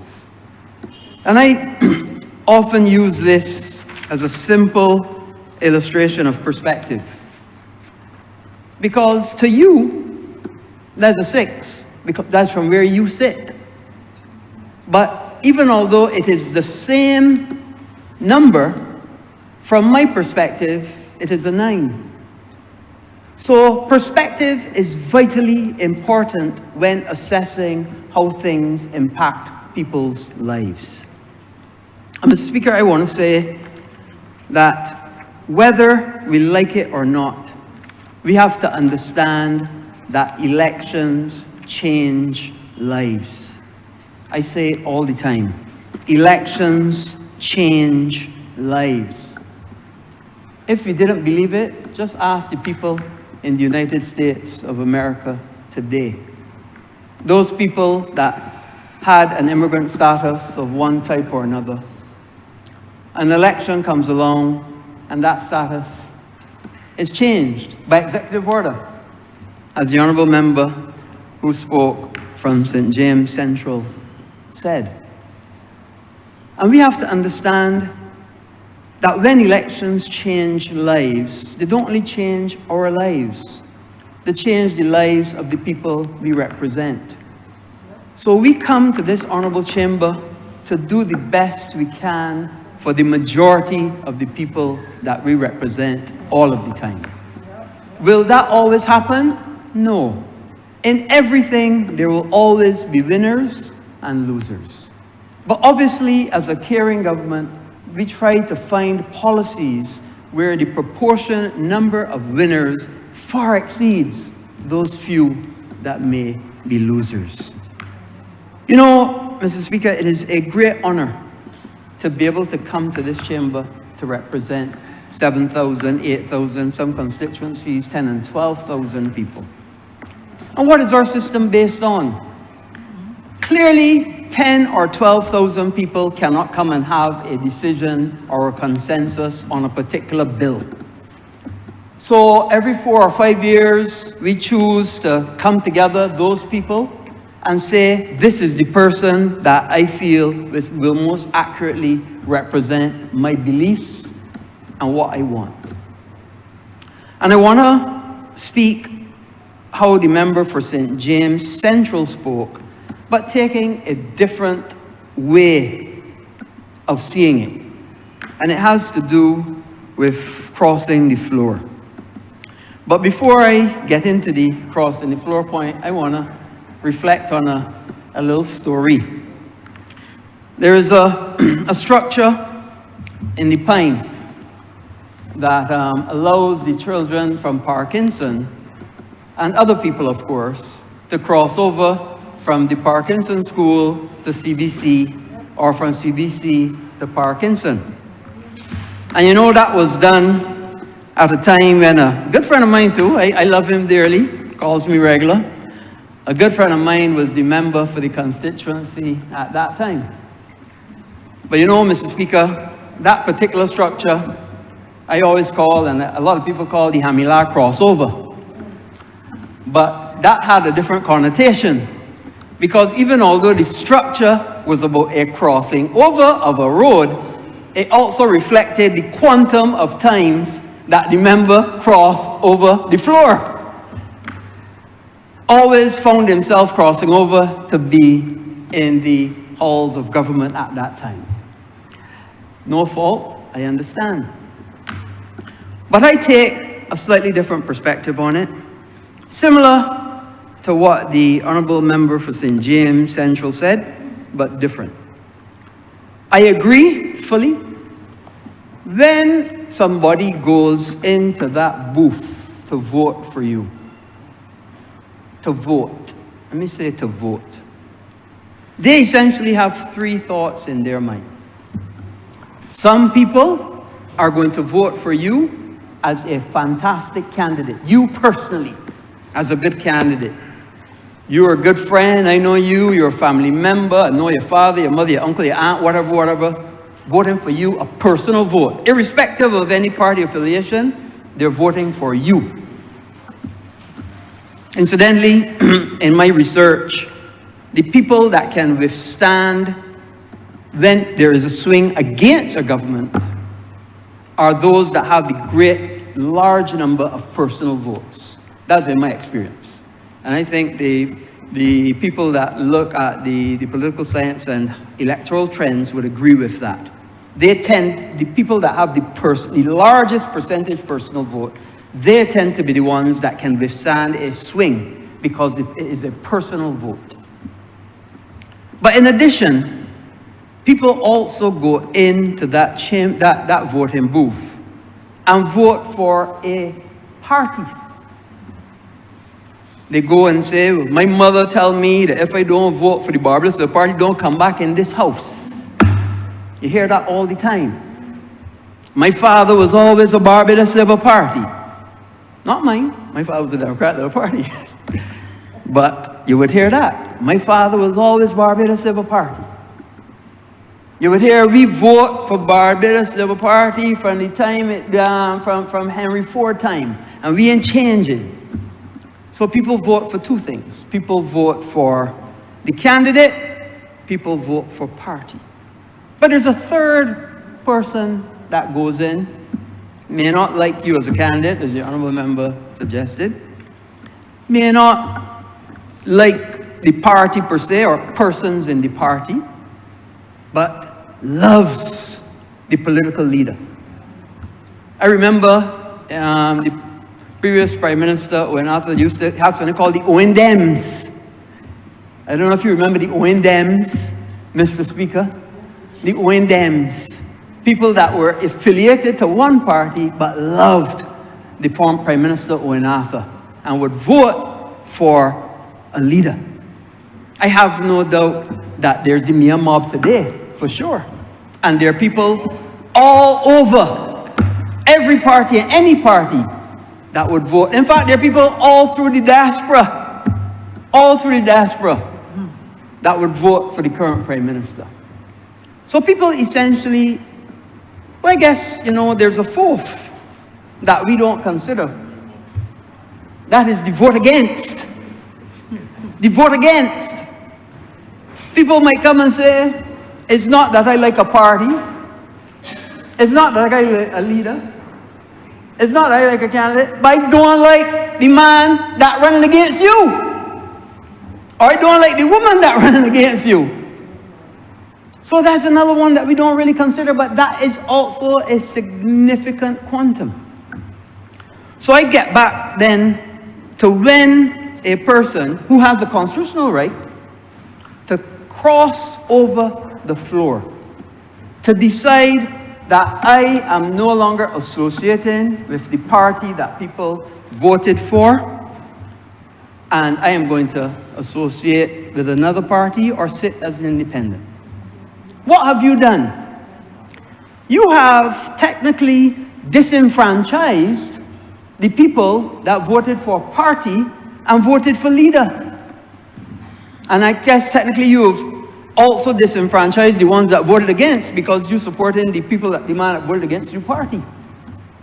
So I firmly agree with the recommendations that what you should have is to go back to the polls and let the people decide. Let the people decide. Now, I've looked through. I don't think there's anyone, maybe one person, who crossed the floor and then was able to win their seat again. I think it was only Sir Richie who was able to do that. But then again, he didn't go to he formed a new party, which essentially is a little different. But, so, even the member for Christchurch South, he'll be going against history. And maybe that's why he decided to move the place where he's going to be putting his hat down in the ring and move into another location, thinking that he would have better opportunities at that location. But history says that those who cross the floor generally do not win back their seat. So I think he has an uphill battle there. And I think that we have to recognize that we have to take the bull by the horns. We have to look at all of the recommendations that the Parliamentary Reform Commission has put forward. But this one in particular, as I listen to members, certainly resonates with people across Barbados. Mr. Speaker, when we think of a parliament must be representative of the whole of the society. What does that mean?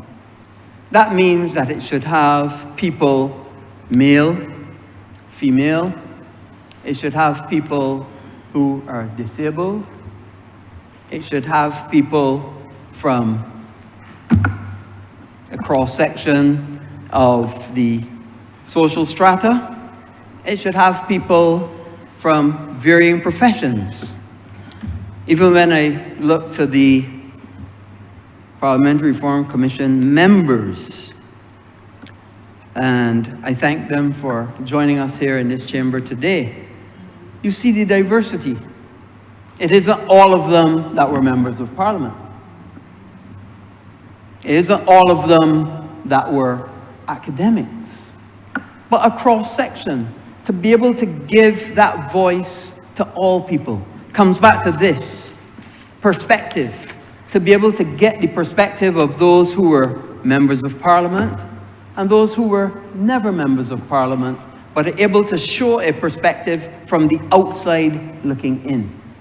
And I think that the report certainly tries to capture that, although it showed dissenting voices from time to time.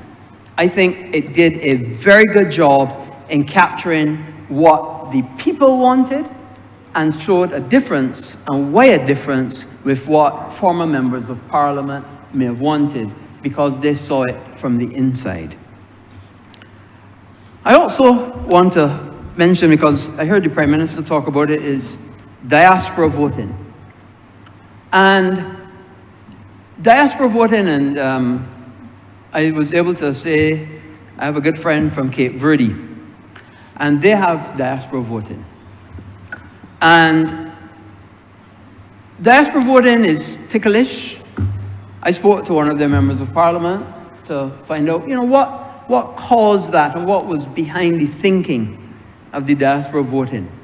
And he was very, very clear. He said that Cape Verde, small population,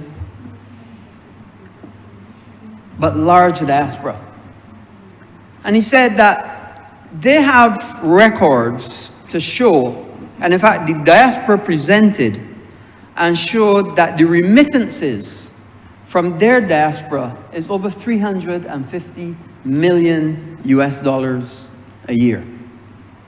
That is not an insignificant sum for a small population.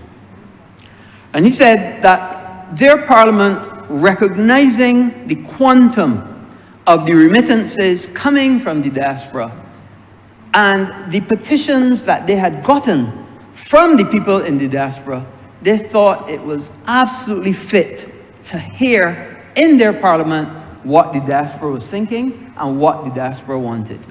Again, perspective. It's all about perspective. Again, perspective. Hearing the perspective of some persons who are living on the outside, but having a perspective to what happens in their parliament on the inside. And I think it is a valid point. It is something that we'll have to delve further into. But having diaspora voting or some form of diaspora voting is certainly something that has caught my interest. But I think it needs further research as to how diaspora voting is done, when it is done, and where would that person sit.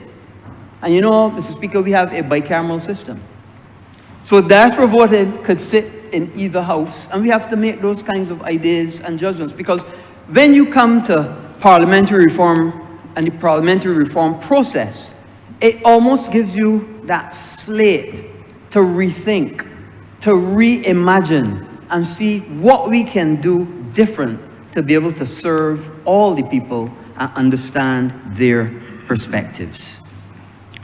Now, Mr. Speaker, the other thing that obviously caught my eye is proportional representation or first past the post.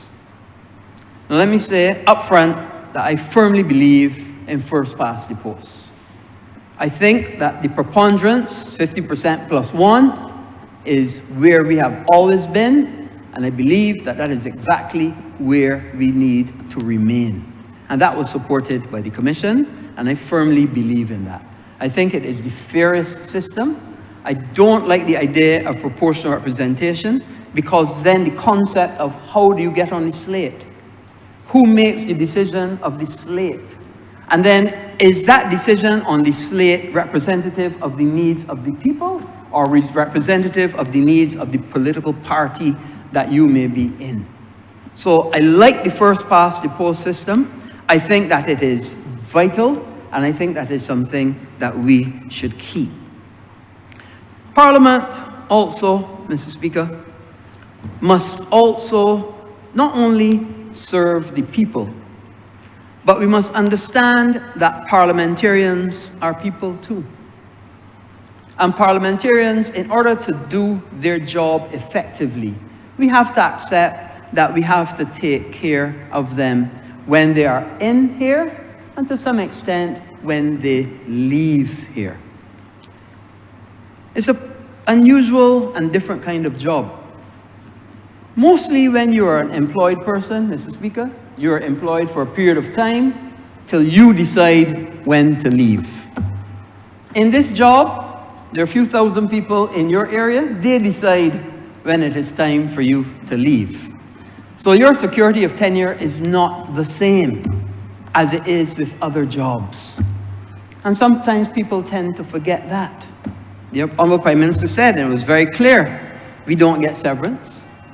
When the people on the outside in our constituency says, ah, boy, Will, you had a little time there, now we got to see somebody else.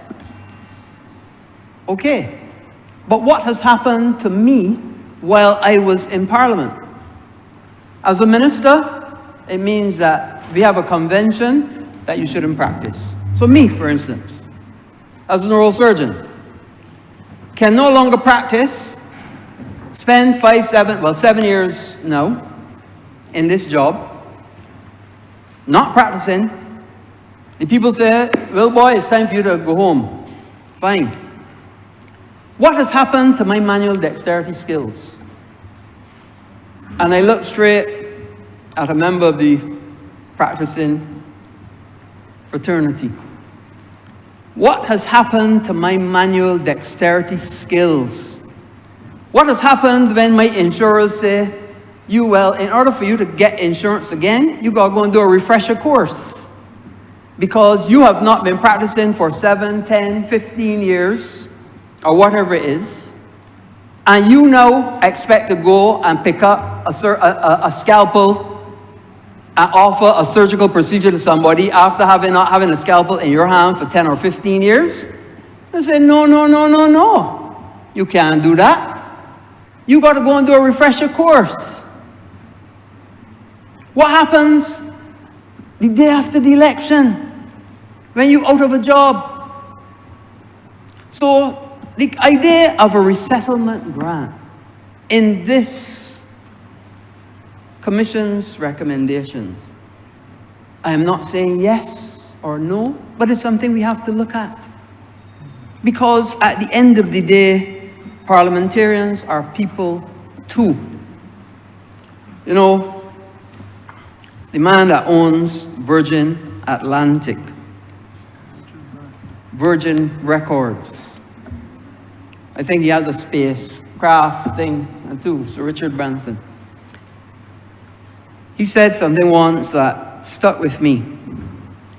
He says, take care of your employees and they will take care of your clients. Take care of your employees and they will take care of your clients. So we have to, in fact, even on an airline, they say, put on your mask first and then look after the others. So we have to understand that when we look at parliamentary reform, we also have to look at how we treat the individual parliamentarians. Not only having a code of conduct, and yes, I agree with the code of conduct that is recommended, but also understanding that they're people too. And after this chamber, they have lives to go back to. They have families that would have given up time with them that they have to go back to.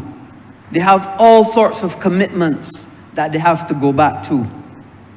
And this is something that I think the Commission has, to some extent, started the discussion on it, and it is something that we have to look at further.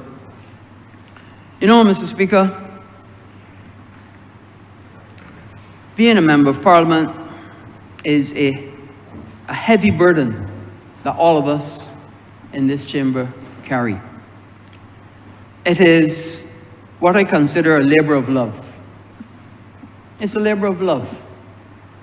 It's a labor of love because you are literally on call 24 hours a day, 7 days a week.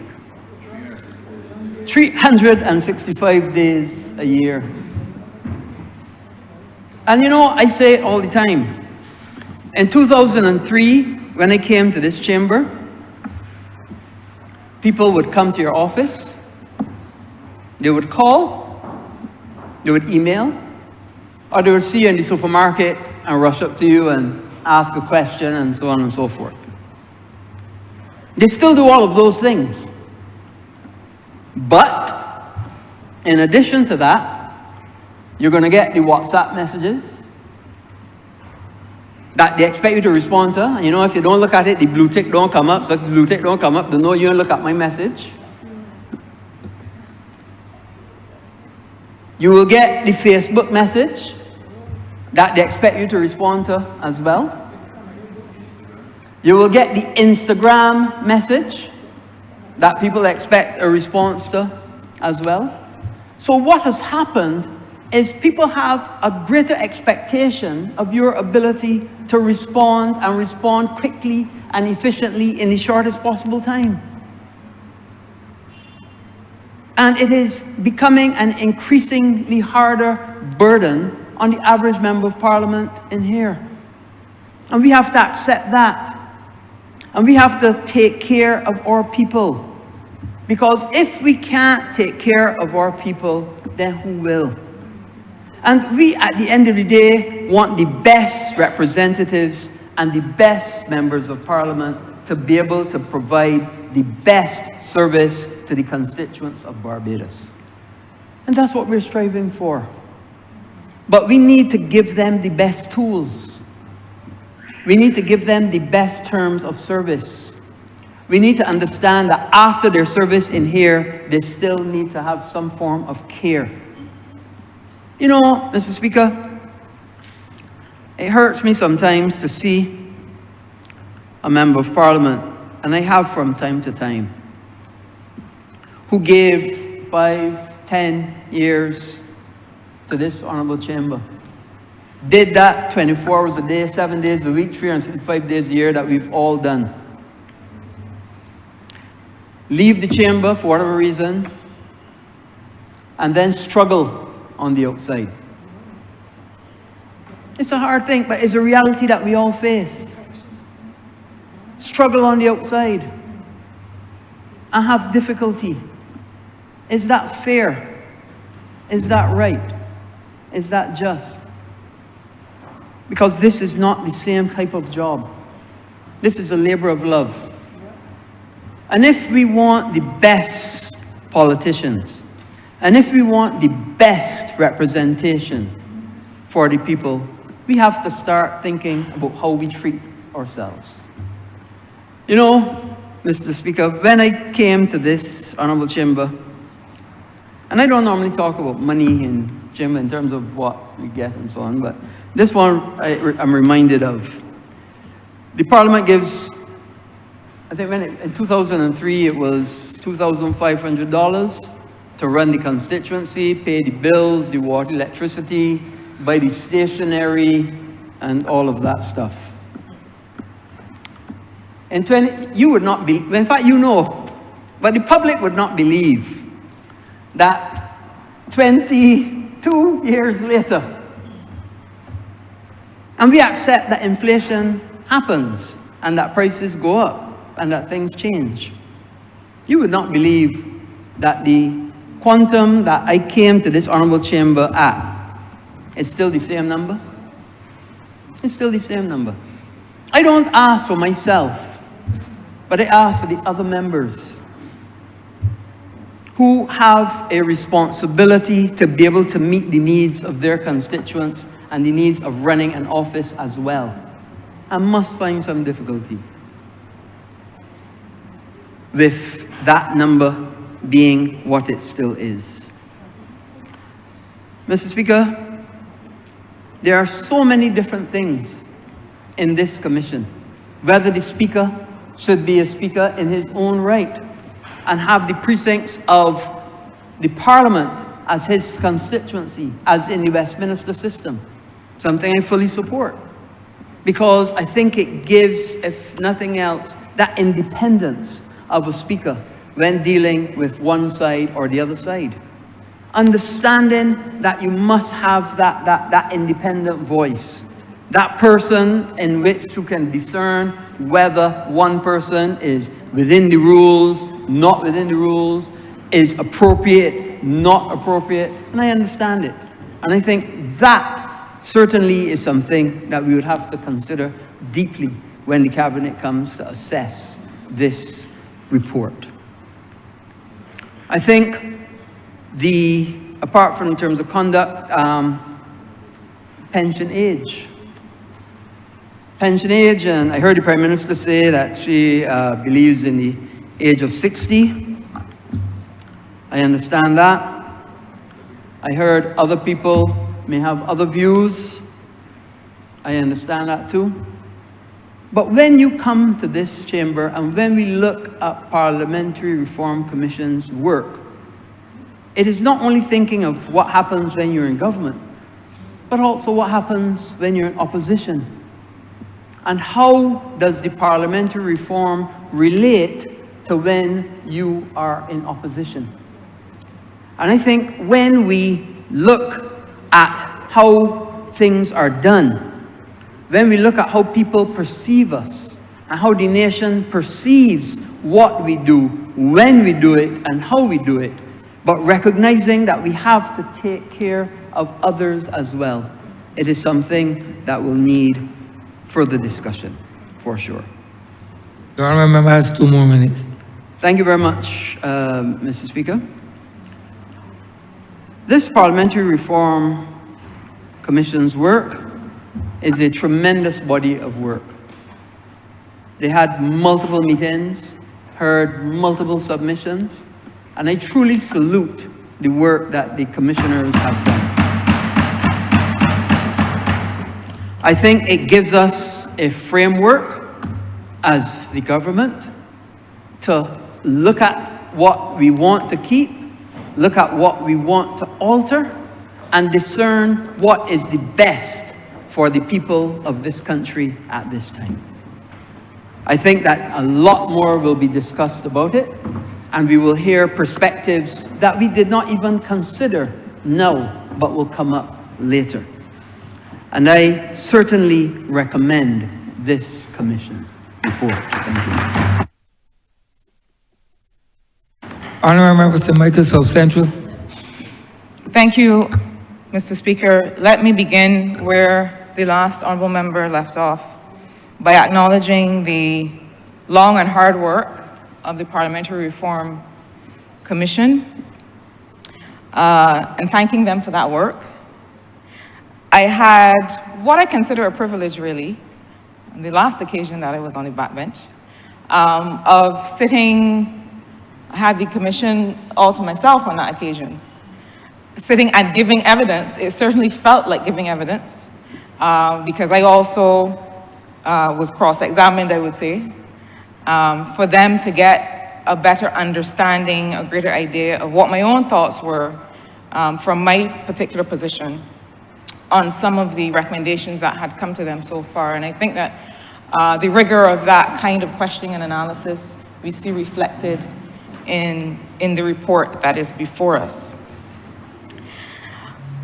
I also believe that having declared ourselves a republic has thrust us into a particular moment in our independence journey and in our history. And I think that parliamentary reform must reflect that moment and must meet that moment. I believe that the report and the work of the Commission needed to have gone back to first principles about why are we doing this? As a parliament, what are we for? This is a simple question. Because the form that is represented, the recommendations of changes to form and structure that are meant to be represented here, would have to follow the function that we agree that we serve in a 2025 Barbados and beyond. I do not know that we, notwithstanding all of the tremendous work and some of the solid recommendations, have seen in the report a full return or a full acknowledgement of what such a body of recommendations would look like had we gone back to that first principles approach to say, if we were to set aside what we have, and if we were to build up to what we want, what would a Parliament of Barbados look like today? And I think we start to see some of that, but perhaps the next stage of our consultations would be to go even further in that direction. And I say that because we all know from whence we've come, or whence we've come. We all know that we, as a former colony, have inherited a lot of the form and the institutions and the manner and some of the culture of our former oppressors. And becoming a republic is the moment that allows us to, as far as we can, shed the parts of that that do not serve us. Not for the sake of shedding them, but because we have truly rejected some of the structures and systems that have been in place that do not serve us. And I have to go squarely, as I'm sure will be no surprise to those who are listening to me. I have to go directly to the question of our bicameral system of government. There are proposals in the report that relate to the Senate, the composition of the Senate, the recommendation to retain an appointed Senate. And I really wonder if we've reflected on the origin of this two-chamber system. I wonder really whether we've reflected on the origin of the peerage in the UK. The House of Lords in the UK traditionally has been made up of peers. Lords and barons and earls, landed people, people of means and wealth, who were added as a check against the clergy that normally made up the Parliament in the UK at the time, and then the other common representatives, as they were then called, of the people. And to my mind, the idea really was that there needed to be certain interests.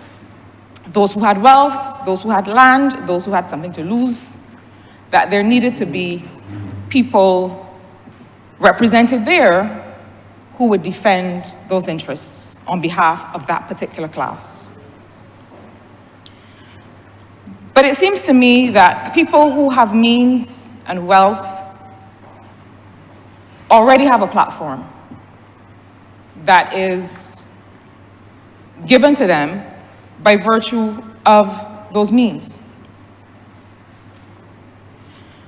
And so to continue to reflect a system whose elitist origins we as a republic would want to reject suggests to me that we should discuss and think through some more. And again, I don't say these things because we just want to set aside things for the sake of setting them aside. But what is the purpose of the second chamber of Parliament? At the same time that the report discusses the retention of an appointed Senate, it also makes a proposal for national MPs. And the Prime Minister, the Honourable Member for St. Michael North East, when she led off the debate on this resolution, went through some of the tenets of that approach. And what is proposed here suggests that the national MPs draw on interests and skills that may not be found among the lower house of Parliament, or among the MPs who are ordinarily elected by the people in the system that we've come to know. And so the notion is that you want people with different kinds of skills whose background and experience can be brought to bear on the process of lawmaking. That is fair. That is called the Senate. That is where we currently have represented interests, backgrounds, skills that are brought to bear on the lawmaking process. And so it seems to me that if you're going to have an appointed Senate, it would negate the need for another layer of national MPs whose reason for being is that you are trying to get more skills in the process of lawmaking than those that you already have represented in the lower house. The other alternative, it seems to me, and I accept that we are all thinking out loud in this debate, it seems, we are reflecting. And so allow me to continue to reflect. It seems to me that the other alternative would simply be to have an elected Senate. Because as a member for St. Michael's South shared earlier, you have a system currently where the people of Barbados have elected their representatives. We come to this honorable place and we, in committee and in this place, go through a painstaking process of refining legislation. And then it is sent to another place where people have not been elected. And from time to time, sir, we will sit in this place and hear notice of corrections and amendments that are sent from the Senate for us to note that, hear what, we've corrected you. Now, it may be the case that there are checks and balances required for a particular chamber. None of us is perfect. And with the best will in the world, there are things that one might miss. But if there is to be a second chamber, let us think about the process by which that chamber should come to be. It seems to me that in some of this discussion, whether it is about national MPs and the notion that constituency MPs may want to continue to work on those very parochial service-related issues, while others turn their minds to loftier national matters. A concept with which I disagree fundamentally, because all of us called here are called to consider and debate and discuss national issues as reflected by our constituents. That is what canvassing is. Canvassing is not the process of asking for votes. Let us remind ourselves that canvassing, and I'll use the example of when I believe it was the 2023 budget, the 2023 estimates process. And ahead of that, I, as I normally do, went out in the constituency to hear from people, well, what is it that you feel about how your money should be spent? And it was that, as a result of that canvas, it was that information that informed the speech that I gave, or the questions that I asked, or the things that I said in this process of refining the estimates of revenue and expenditure. So an MP, as elected by people, has a duty to reflect in this place the national interests and concerns of the people who have elected us. That is our job. And it is perhaps an indictment on our system of democratic governance that it seems that we are now concerned mostly with fulfilling service requirements that really ought to be carried out by a strong and functioning public service. I dare say, and perhaps is a conversation that we don't want to have, because it is a conversation that bears up a certain kind of electoral system. But I dare say that some of the functions that are fulfilled by MPs would not need to be fulfilled by MPs if we had an executive that functioned in the way that it needed to function. If we had a system of public service delivery that was sufficiently resourced and structured to deliver for people such that no middle person is required. I hope that we're getting frank in this debate today.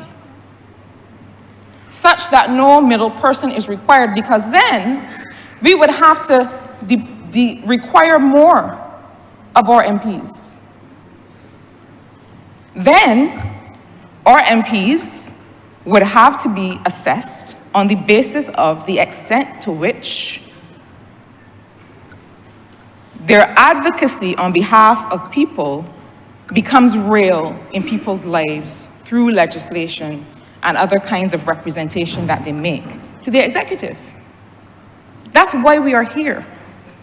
And I feel that we have all of us in this chamber and all of us in this country so benefited or so set up a system that we know that certain kinds of activities then convert themselves into a certain kind of electoral benefit. And that system has existed for so long that it becomes difficult for us to turn our minds to a system that requires of MPs representation at a higher level. And so I would suggest that some of the recommendations made here would really be solved, one, by an elected Senate, or by a strengthened, responsive public service. And that we run the risk of accommodating dysfunction by tweaking things that we ought not to be tweaking. Let us go to the heart of the reasons that people experience suboptimal service delivery. Let us go to the heart of what is stopping a person in a country of 270,000 people from being able to send an email request or to pick up a phone or to otherwise make contact with a government institution and get a fair and effective response. Let's be honest in this discussion. But sir, I also want to get to another part of the report which makes reference to a constituency development fund. And, you know, sir, democratic governance doesn't function in a vacuum. We say all the time, and perhaps people don't like to hear this, but I think that each of us as Barbadians has to think about, do we want democratic governance? Do we want democratic governance? Because if we do, there's an investment that needs to be made in that governance. There's a cost to governance. There's a cost to democracy. And usually when people say that, they're talking about certain financial requirements. And those who spoke before also made reference to some of those financial requirements. But there are also other costs of governance by a parliament and by an executive. Because the electoral processes in which we engage and the other vehicles of democratic participation that we ask people to engage in outside of voting, they have a cost as well. They have a cost of time and they have a cost of opportunity. So when we look at recommendations that relate, for example, to the right of recall of MPs, that relate to whether we should have a fixed date of elections, and that relate to what should be, whether a by-election should be triggered when a person crosses the floor, we also have to consider the cost of time and opportunity to triggering elections. How many elections within a particular 5-year period can a country withstand in terms of the investment of people's time and energy and focus in being a part of this democratic process? In terms of the fact that essentially many of the activities of governance also pause when an election is called, even if it is a by-election. And that resources have to be mobilized to flow to those different democratic processes. So there is a lot that recommends some of what is in the report when it comes to things like whether by-election is triggered when a person crosses the floor, and the arguments made so far make sense to the ear. If I cast myself in the place of a voter, which I am, and I know that I have walked into a booth and I voted for a person, I've also voted for a party. And there has to be some consideration to the consequences of separating oneself from the party platform on which one was elected. Perhaps there should be consequences. I only invite us to think through and make sure we understand that every part of an electoral process and every part of our activities of democratic governance have a cost. They have a real financial cost, and they have a cost of time and focus and energy of a population that they now have to turn themselves, and we want them to engage fully.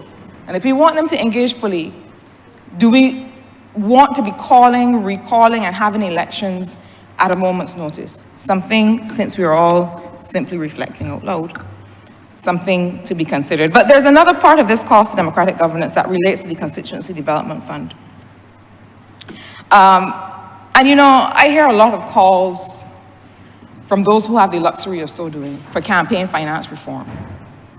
And I always find it curious that the conversation about financing democracy starts in the place of calls for campaign finance reform when there is actually no structure, really, around campaign finance, number one.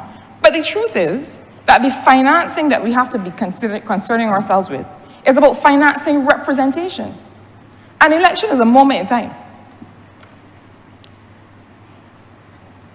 An election is a process by which people are elected to serve, and then the service begins. Then the service happens for 3 or 4 or 5 years. And so there is an unspoken, undiscussed cost.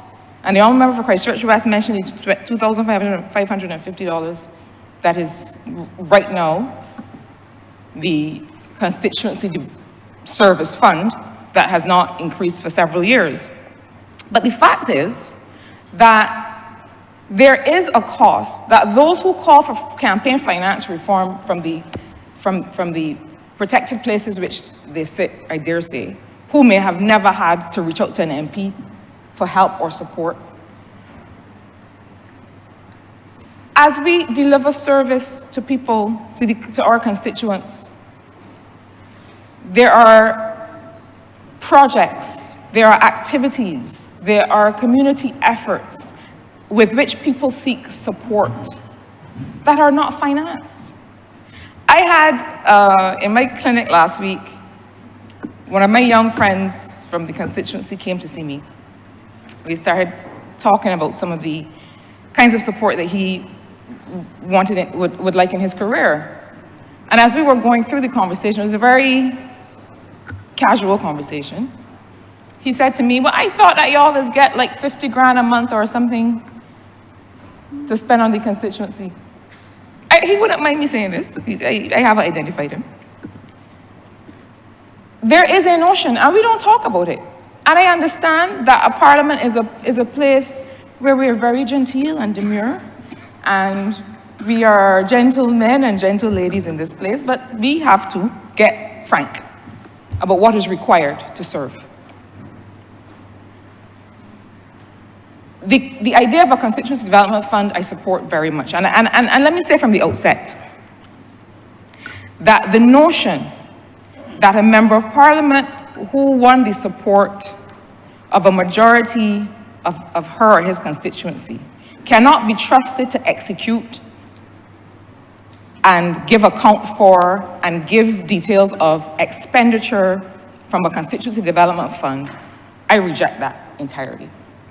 The notion that from the time a person is declared the duly elected representative of a constituency, they can no longer be trusted, we should all reject that. It does not mean that we don't have to give account for how the funds are spent, just like any other fund would need to be audited. And we subject ourselves to that. But it is time that we understand that the things that are asked of us cannot be delivered unless they are financed. It brings me to the question of the terms and conditions to which the member for Christchurch West, of which he made mention earlier. And I will not get into them, but I think one of the reasons that they've occupied some conversation is that the extent to which an MP is remunerated directly affects the extent to which she or he can do work in the constituency. Let us be real. And so the question that has to be asked in general is being an MP work? Is it work? No, is it a job? This, I believe, should have been a fundamental question put before the Parliamentary Reform Commission. Is it work? Because the fact is, and many people may not realize this, is that it is currently classified as part-time work. The reason that the Parliamentary Reform Commission has considered the question, and I have read the discussion in which they've engaged, on whether there should be full-time parliamentarians, is because currently parliamentarians are part-time. Let us give a thought to the implications of that. It means that the MPs who sit on the front bench in this place are ministers who themselves have one of the most, if not the most demanding job. And then those who are on the back bench, and I'm looking squarely at my friend, the member for St. George North, have equally demanding commitments in another place. And so I ask the question, is being a member of Parliament work? Because we have to frame it as such. What should be the expectations of a constituency with respect to their member of Parliament? Are there terms of reference? Is there a job description? Are there hours of work? Are there other protections that both the member for St. George North and the member for St. Peter insist on for other members of the population?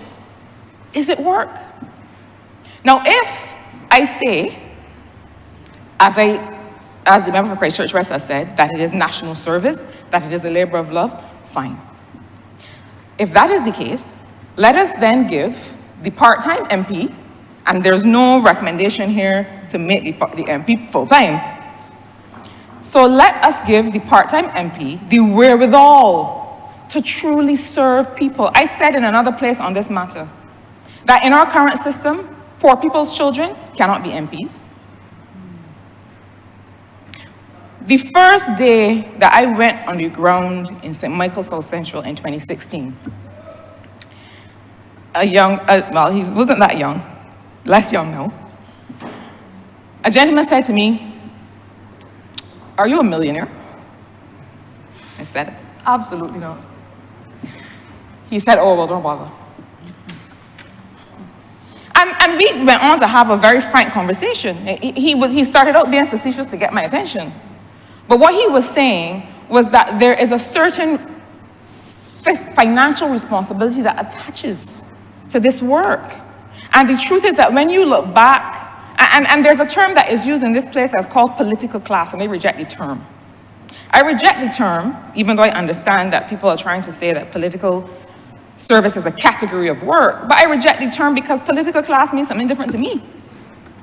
It speaks to a group of people who historically had the wherewithal independently to finance their campaigns and their representation.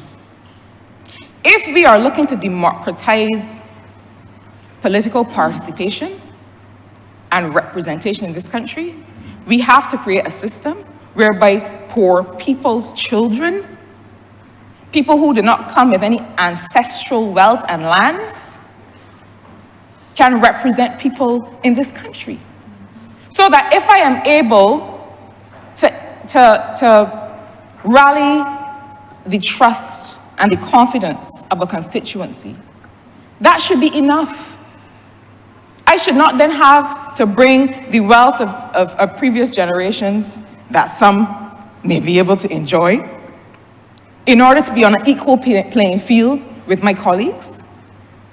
If we are having a frank discussion, let us have a frank discussion about whether this work that we do is work. You are not asked, if you go to work for Sagicor or CIBC or some financial institution, to bring money from home to do the job. You manage accounts.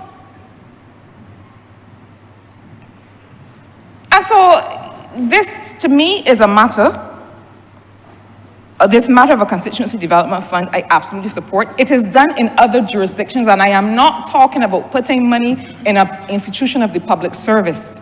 I am not talking about putting money in an institution of the public service that already has implementation challenges to then put the Member of Parliament in another spot of bother to try and get the funds out of that institution. I am talking about an independent fund that MPs are, on which MPs are able to make decisions, audit it, have a third-party accountant. There are ways to do it.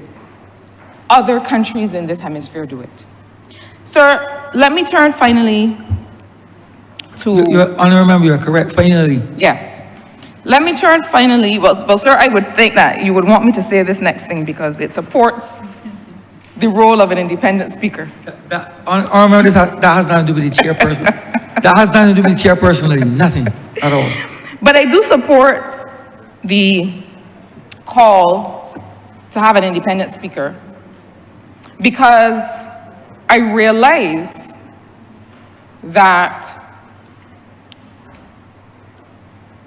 the role and the work and the structure of Parliament, the resources that we invest in the Parliament, have to be managed and led and guided by a presiding officer that is able to steer a vision for how a Parliament should function. So the truth is that we have to more and more be relevant to the lives of people. Sir, you have been to parliaments all over the world in your current capacity and seen the level of investment, seen the fact that MPs in every chamber have independent resource capacities. They have staff that do research, that give support to them at the level of the constituency. Some jurisdictions have a staffing budget whereby they can say, look, I may not need a research officer because I cover it. I do all my research myself, but I would like to have 3 people in the constituency who can help be my legs and eyes and ears on the ground to be able to deliver to my constituents. And so if I can trust somebody to elect them to a seat in this place, surely I can trust their judgment to understand with a certain pot of resources, what is the staffing that will really make me effective and really help drive the work that I am doing. Sir, I will admit that I spent my time on the things, more fundamental issues. There's much in the report with which I agree. Gender quotas does not happen to be one of them, but that may be a discussion for another day. But there's much in the report with which I agree. I've chosen to spend my time, however, on a call for us to believe that our job here today is to do more than tweak the edges, than think about what might be a slight improvement or what might relieve a little bit of the burden. We have a unique and historic opportunity here to say to ourselves who is it and what is it that we want to be? How is it that we will improve our relevance in people's lives at a time where people all over the world are questioning whether their systems of governance are working for them? While there's much in the report that finds favor with me, I have to end on a challenge for us to further challenge ourselves beyond this, where this report lands. And to look at issues like the Senate, the national MPs, even the role of the president, and whether the president becomes now a tripartite, a third member of the parliament by giving assent to legislation. That is a very significant function. And I feel that, again, that we have this notion of a ceremonial head of state that has executive functions, and that we need to go back to unpack completely. Are these functions truly ceremonial, or do these functions start to now tread in the area of the executive?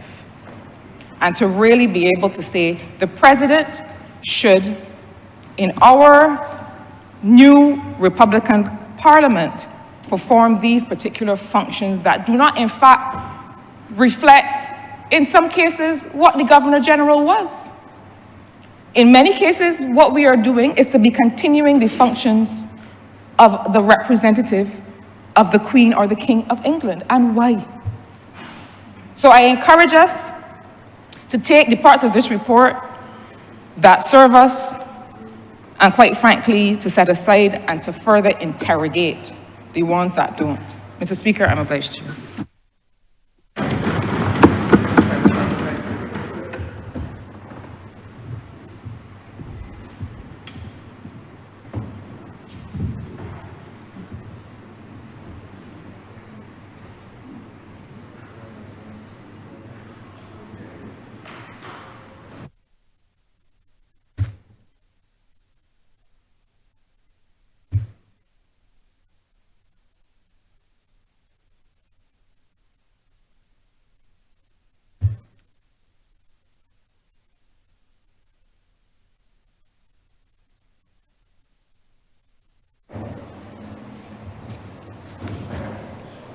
Mr. Speaker, we refer to announcements by Your Honor.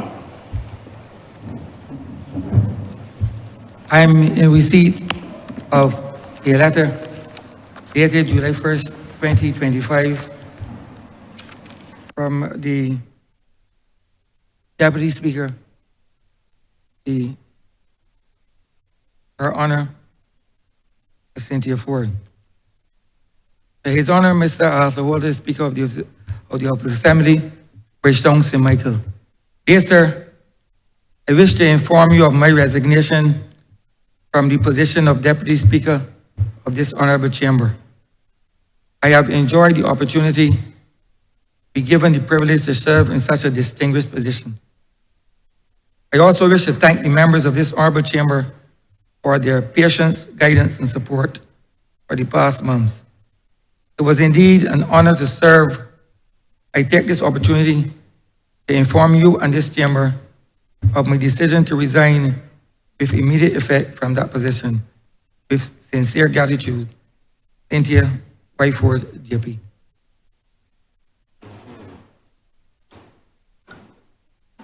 Business, election of Deputy Speaker on the standing orders. Honourable Leader, Government Business. Thank you, Mr. Speaker.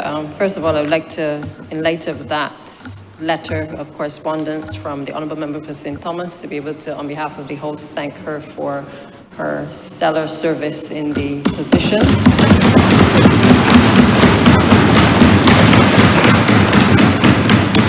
As usual, she has continued to rise to the occasion when required to do so as a true team player, and the House is eternally grateful to her.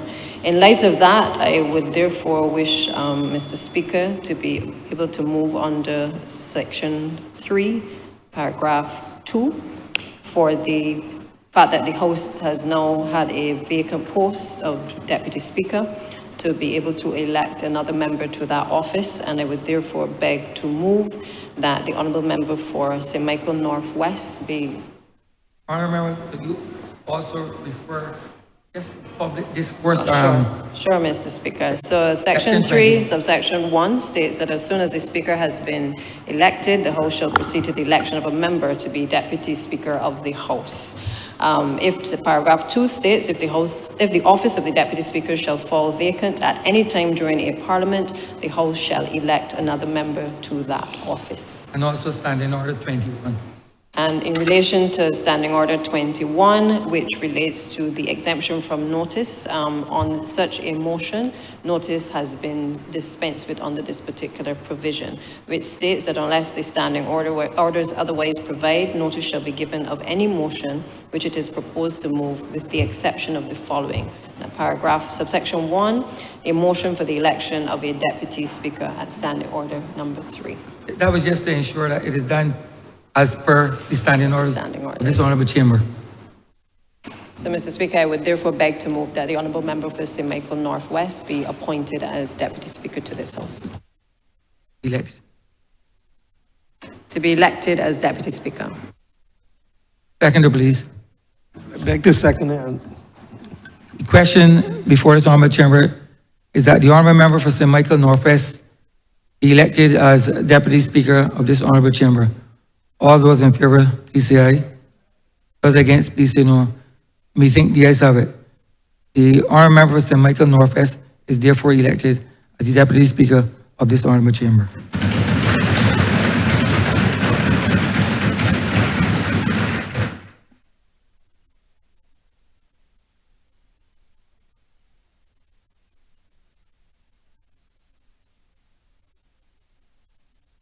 Revert to order number 8, sir. Honourable Member for Christchurch, please. Thank you, Mr. Speaker. First, allow me to express my gratitude to the Honourable Member for St. Thomas for her service in this position.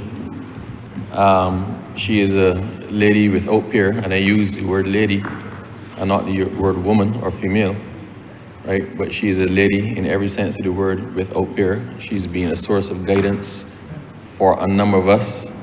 Some people call her auntie, some people call her gran, right? But by whatever name we call her, it is as a mark of respect and a mark of appreciation for what she has done and continues to do for us. I would also like to take the opportunity to congratulate the Honourable Member of St. Michael Northwest on his appointment as a Deputy Speaker. Sir, with respect to the resolution before us, I want to begin, because oftentimes we start a speech and we have things we want to say, and sometimes we get caught up in it and we don't actually address the specifics of what we want to say. But I want to start by thanking the committee for their sterling work in putting together this report. For those who have actually seen the report, Yes. the report is as comprehensive, as conclusive, as detailed as a report can possibly be, capturing the competing thoughts, explaining the processes by which the committee came to its recommendations.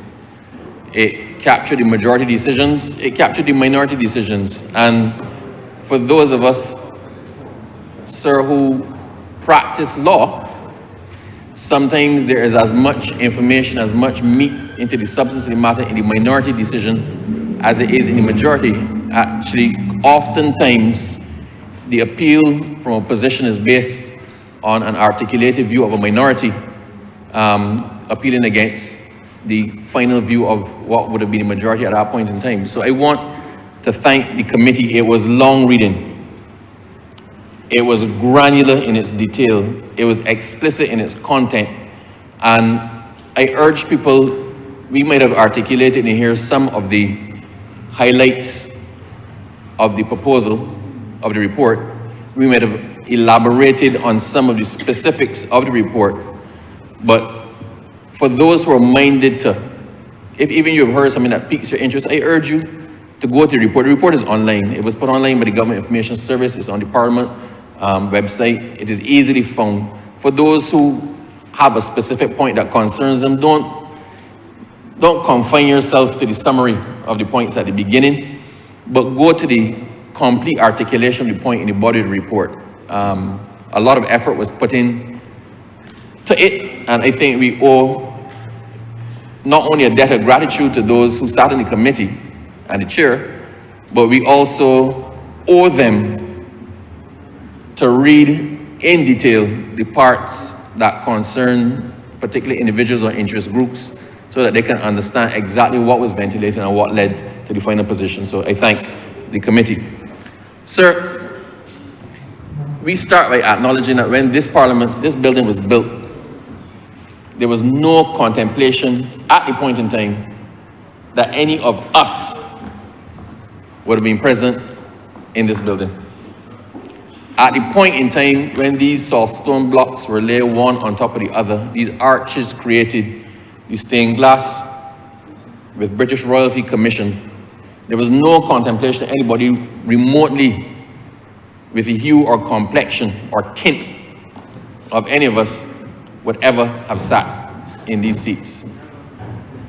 As we went through with various amendments were made, sir, at certain points in time to standing orders, to matters that affect us, to rules, as they appeared relevant at that point in time. And we come now, sir, to the report of the Parliamentary Committee, because I do not believe there was I can't remember the last time there was a parliamentary review, but I think it was back in the 90s. It was at least 30 or 40 years ago that the last review of the processes, terms and conditions, anything relating to parliamentary governance was actually undertaken. Now, sir, cast your mind back to 40 years ago. I can cast mine. I was 12. And 40 years ago, there was no such thing as a cell phone. 40 years ago, there was no such thing as the internet. 40 years ago, sir, I wrote my test in hand scribe, in cursive. If even I go back to 30 years ago, when I became a lawyer, we did our exams handwritten. Our assignments were handwritten. There was one person in my class, one person who had a computer. One. The rules under which we exist now are framed against a backdrop of that time. That time, sir, is incomprehensible to a child growing up now. That time is inconceivable to a child born within the last 10 years. So we are operating under a set of archaic rules that have no practical import to what it is that we do here. Sir, I'm going to touch on a couple of the points and then get to the main one that I wish to discuss. If we look, sir, at the recommendation in relation to the Auditor General, that is at 52 in the synopsis. There's a recommendation, sir, that the Auditor General's office must be properly staffed and resourced. Now, that goes without being said. The Auditor General has on a number of occasions articulated that he is dissatisfied with the resources available to him to actually complete his audit processes and prepare his reports. It is critical for us, for good governance and good government, that the Auditor General, that the Office of the Auditor General be in a position to carry out its mandate and deliver what is expected. A lot relies on that. The Auditor General, sir, is the watchdog of government. It's the watchdog on the government spend, it's the watchdog on the financial rules. Sir, the recommendation is that the office should be independent, it should be housed within Parliament, it should be resourced by Parliament, but it must stay independent. It's a constitutional position, it must stay independent. I fully support that. We've seen, sir, the import of the Auditor General's reports. Under the last government, the Auditor General's report sparked great interest, sir, and furious debates with respect to the Public Accounts Committee. Efforts were made to stall that committee. I was on it when we were in opposition, sir. And great efforts were made to stall that committee because no one wanted, the government of the day did not want the facts relating to certain matters to come out. Then we had the other point I'm going to come to.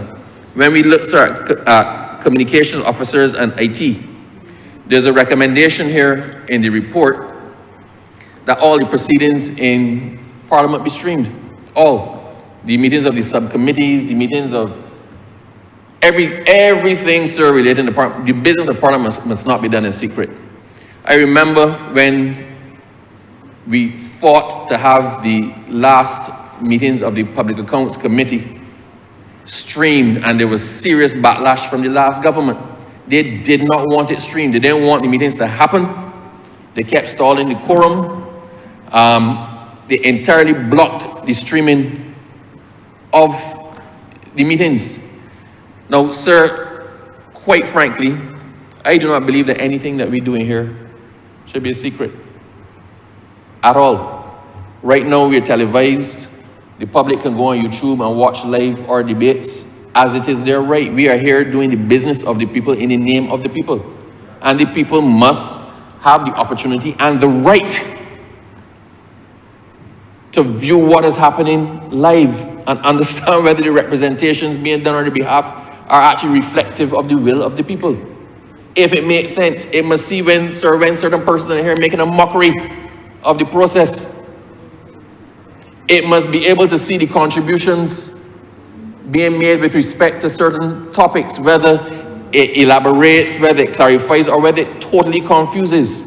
It must be able, the public must be able to see, sir, when people come in here and talk complete foolishness. Complete foolishness in the name of politics. People must be able to see the business and the workings of Parliament to put themselves in a position to make an informed choice when it comes to making the next X. I make that X based on what the member for Christchurch West did on my behalf. How did he represent himself and myself? I make that X based on what the member for St. Michael South did in here. Did he impress me by what he said? Did it make sense? Did it yield a benefit to me? Did he articulate a position on behalf of me? The public must have the opportunity to hear and evaluate the performance of their representatives, not just in here, sir, but even in the subcommittees. Because in the subcommittees is where a lot of the nitty-gritty and the important decisions are actually made and taken. Now, sir, also contemplated in the report are communications officers. It is a long, hard struggle and a long, hard toil, sir, in some debates. If we use, for example, the budget debate, the Honourable Prime Minister spoke in the budget debate. Sorry, it was Minister Strawn that led off the budget debate last time. Sorry, sir. And he spoke for what was a reasonable amount of time to deliver his message. The Honourable Leader of the Opposition then got up, sir, and I actually felt I was a hostage. He spoke and spoke and spoke and spoke. He went over and over what he spoke about. Sir, quite frankly, there was an analogy when we were children. Our fox trapped his foot in a trap, and the fox gnawed his foot off to escape. Such was his desperation to get out of his unfortunate circumstance. Sir, during the reply of the Honourable Leader of the Opposition, I felt like that fox. I felt like severing a limb to help me to escape. But sir, the point is that after a while, nobody was listening. So there's a provision in here, sir, for communications officers whose job it is to distill down the important aspects of debates and procedures coming out of Parliament. That instead of persons having to rely on a synopsis by the press, and sometimes the press will pick up the most inflammatory thing. Sometimes the whole debate may go on, and the press may choose the points that most interest it. I have had, sir, as the minister responsible for information, I've had colleagues who were dissatisfied with coverage in the press because the press missed the salient points of their debate, the most salient points. And I made the point to people, if there's something in particular that you wish to be highlighted, the most important part, the part that you want the audience to take, the public to take away, let us know that and we will advise accordingly. But that should not be left, sir, to the whim and fancy of what are actually third-party actors. So there's provision now being made, or there's a recommendation that you have communication specialists and communications persons employed by Parliament to distill down the debates so that persons can actually get the salient points. Get the salient points without a bias one way or the other. And I think that is useful because, sir, I go once again. The budget replay, sir, was a torture that was visited in the most heinous way on the people of Barbados. And nobody, sir, could be expected to retain anything after 2 hours of that, let alone 10 hours. 10 hours is a whole working day, sir, and then some. 10 hours is 4 or 5 horror movies back to back. And that's how it felt. I felt I was experiencing the worst torture of my life in slow motion, sir. But there's recommendations here that will allow people, if they need to next time, to turn.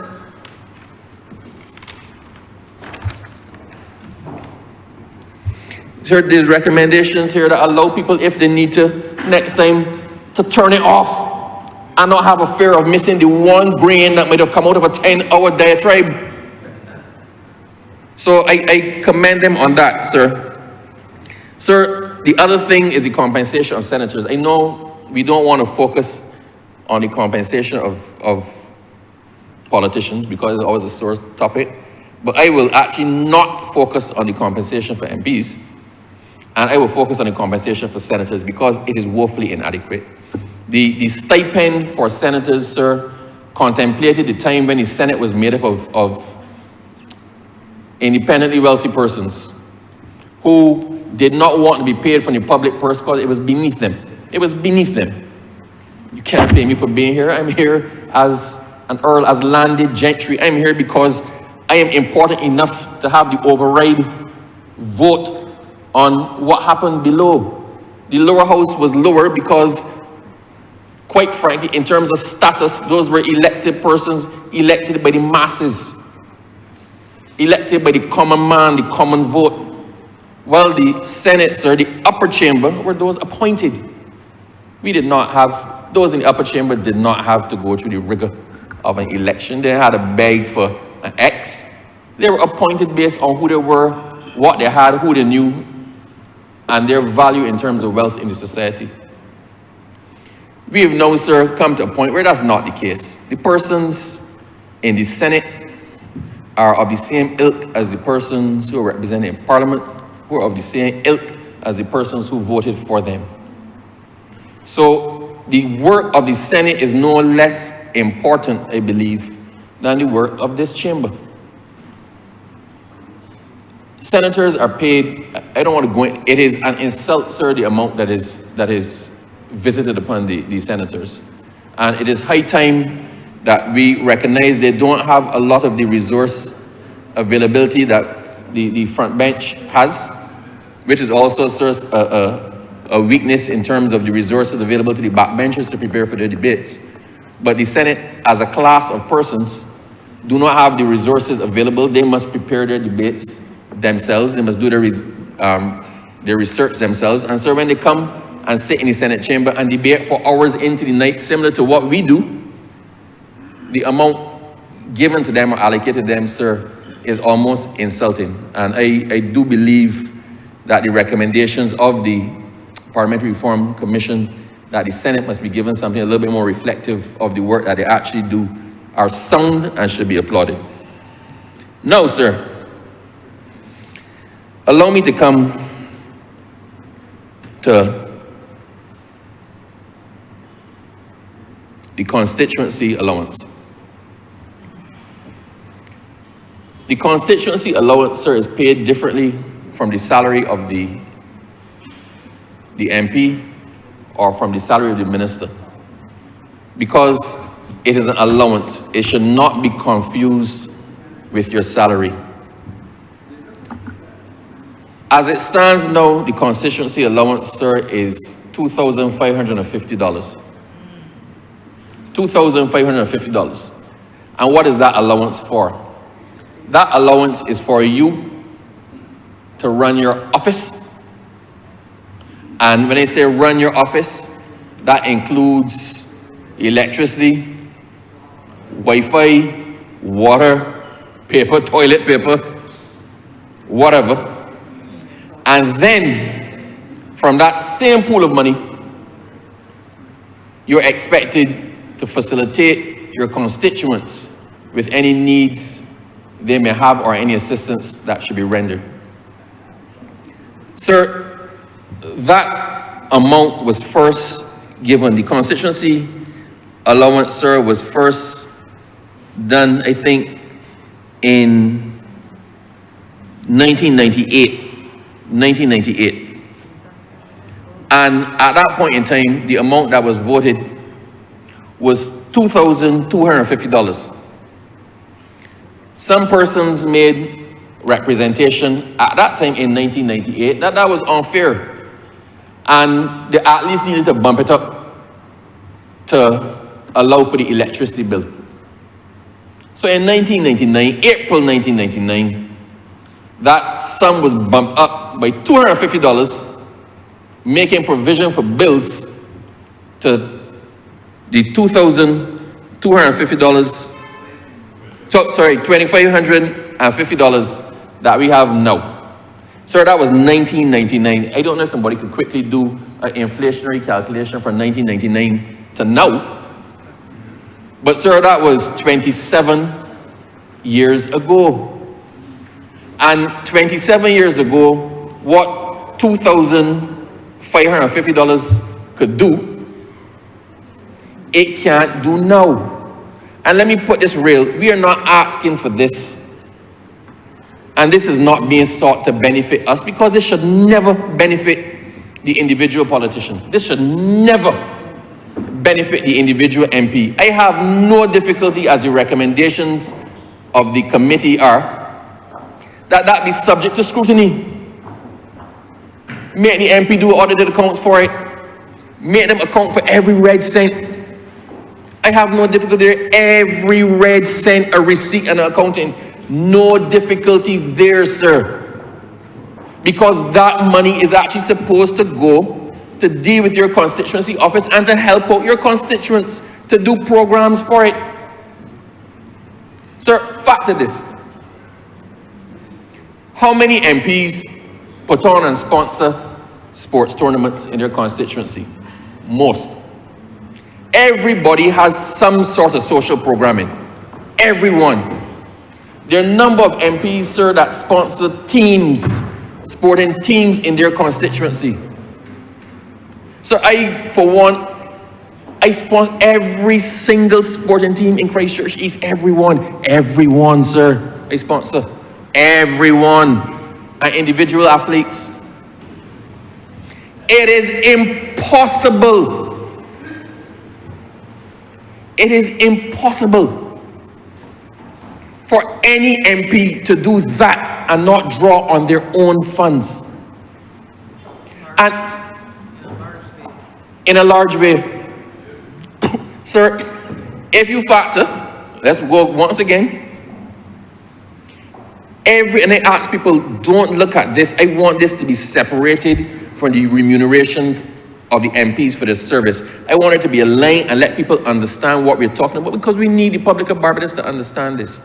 Every time you go to your MP with a bill, it comes out of that $2,550. Every time you go to your MP and you get a voucher, it comes out at that $2,550. $2,550. Every time graduation comes around and you see the gifts appearing for the MP, it comes out of the exact same fund. So I am glad we couldn't agitate for it for ourselves. I am very glad, sir, that an independent committee reflective of both sides of the political divide and their independence said this really and truly can't work. There must be a fund. Let's be serious. There must be a fund to allow the person duly elected, selected by the majority of persons in their constituency, to employ their social programming. Let the person who get elected say what they plan to do for the constituency. Give them the resources, give everybody the equal resources, give them the resources to do it, and then judge them on what they do after. And once again, sir, I say this over and over because I want the press to carry this part.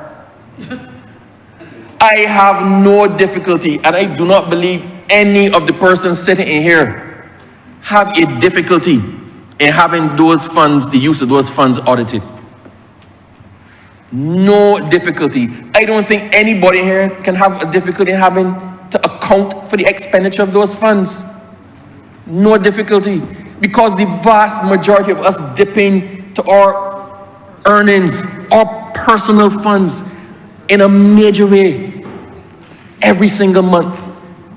Sometimes to the detriment of yourself and your own financial obligations. I want to serve, sir, my constituents as best I can. I have a lot of plans for them. I got a lot of visions for what we can do. We've activated some of them, but sometimes you come up against the sticking point that you just ain't got the money. You run out. A number of us put on personal fundraisers. A number of us have to beg people to help us sponsor. That opens another can of worms. So this would allow a level of independence to allow the MPs to be able to work with the communities, the community groups, the promising people in the communities, those who are in need, and to be able to service them in the best way, in a transparent and audited manner. So I thank the Commission. I thank the members over there in the gallery for recognizing this serious deficit and bringing it to the forefront. I personally will agitate for it because right now I'm doing it not against the background of somebody saying it's your own personal interest and selfishness, but against a considered opinion by an independent body charged with parliamentary reform, and this is one of the things they took up, explained in a major way, and distilled in a way that anybody can understand. Now, sir, I want as well for the public to understand that what is here is not set in stone. We have here recommendations made by the committee. As I said, we have majority decisions on one part, we have minority decisions on another part. At some point in time, Cabinet is going to have to make a final decision as to what we're going forward with. And when that happens, it will be debated. So whatever the final decision is and how we come down on a certain point, sir, we are going to once again have to come before the Parliament and put our case to the people of Barbados and to this House for the House to make a decision. And that decision, based on what he said before, sir, will be televised. Hopefully, it will be subject to persons distilling it down. And until such time as we actually have the communications persons attached to Parliament, I undertake, sir, that the Government Information Service will, and those under the Ministry of Information, will actually provide that service in terms of distilling the nuts and bolts and the critical parts to be taken away from the debates, sir. So, all I say is, did anybody actually have the chance to, I'm just checking to see if anybody put through the inflation table, $2,550 in 1999 to now. I'd say, sir, that's upward of $6,000 or $7,000 or $8,000, right? $6,000 or $7,000 or $8,000. So if we even go in a dollar for dollar based on the limited approach, we are well behind what a modern day transport would actually be. And I think, sir, we need to go further. It should not just be a bridging of the gap based on inflation. I think it should be a significant fund that allows some discretion on the part of the MP to enact social policies after consultation with members of his own constituency, with interest groups. Let us not be having to come to government begging and begging for some person in the administration to decide this is not important. The fund, sir, is to allow the MP some measure of independence to actually push their own agenda and their own programs for the betterment of the constituents on the basis of what articulation they were actually elected in the first place. So I am asking, sir, that this go to some sort of significant fund that actually makes a difference and allows some level of independence in benefiting constituents. My last point, sir, my last point that I'm going to make, we see the unfairness caused by the gap since the last, how long it's taken to actually have a comprehensive parliamentary review. So, sir, I would like to think that going forward, sir, there's some mechanism in place that there be a continual review or at least a periodic review aimed at right-sizing the inequities that appear by the effluxion of time. We should not be waiting 30 years to do this again because, sir, whatever it is we decide now, in 30 years, once again, what informed that will be obsolete, as what informed the current rules are now obsolete. So I think we need to have a continuous review of this, a reassessment of the structures that Parliament itself needs, a reassessment, sir, of actual dollar values attached to certain things. And Parliament is a living, breathing thing. It gets elected every 5 years, or shorter, depending on the Prime Minister, but at the most every 5 years.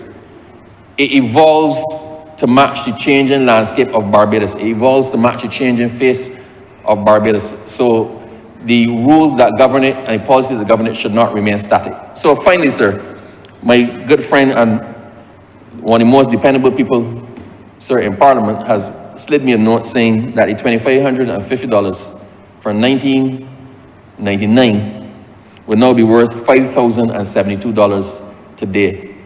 $5,072. I would tell you, sir, that if I had the additional double figure, the additional $2,550, that I could do a lot more for my constituents than I'm able to actually do now. But that, without prejudice to the fact that I think the fund should be larger and should be at the application discretion of the MP. So I end, sir, as I started, thanking the committee and the commission for the excellent work that they have done, and also, sir, for the way the report was structured in allowing all views to contend, and most importantly, allowing anybody that is reading to realize what were the pros, what were the cons, who was for, who was against, and what the settled view was, so people can have their own opinion and be informed fully about the recommendations made for reform for our Parliament. I thank you, sir. Honourable Leader, Government Business. Yeah, thank you, Mr. Speaker. I beg to move the suspension of the House until 2:40 p.m. The question is that this honourable chamber be suspended until 2:40 p.m. All those honourable members in favour, please say aye. Those against, please say no. We think the ayes have it. This honourable chamber stands suspended until 2:40 p.m.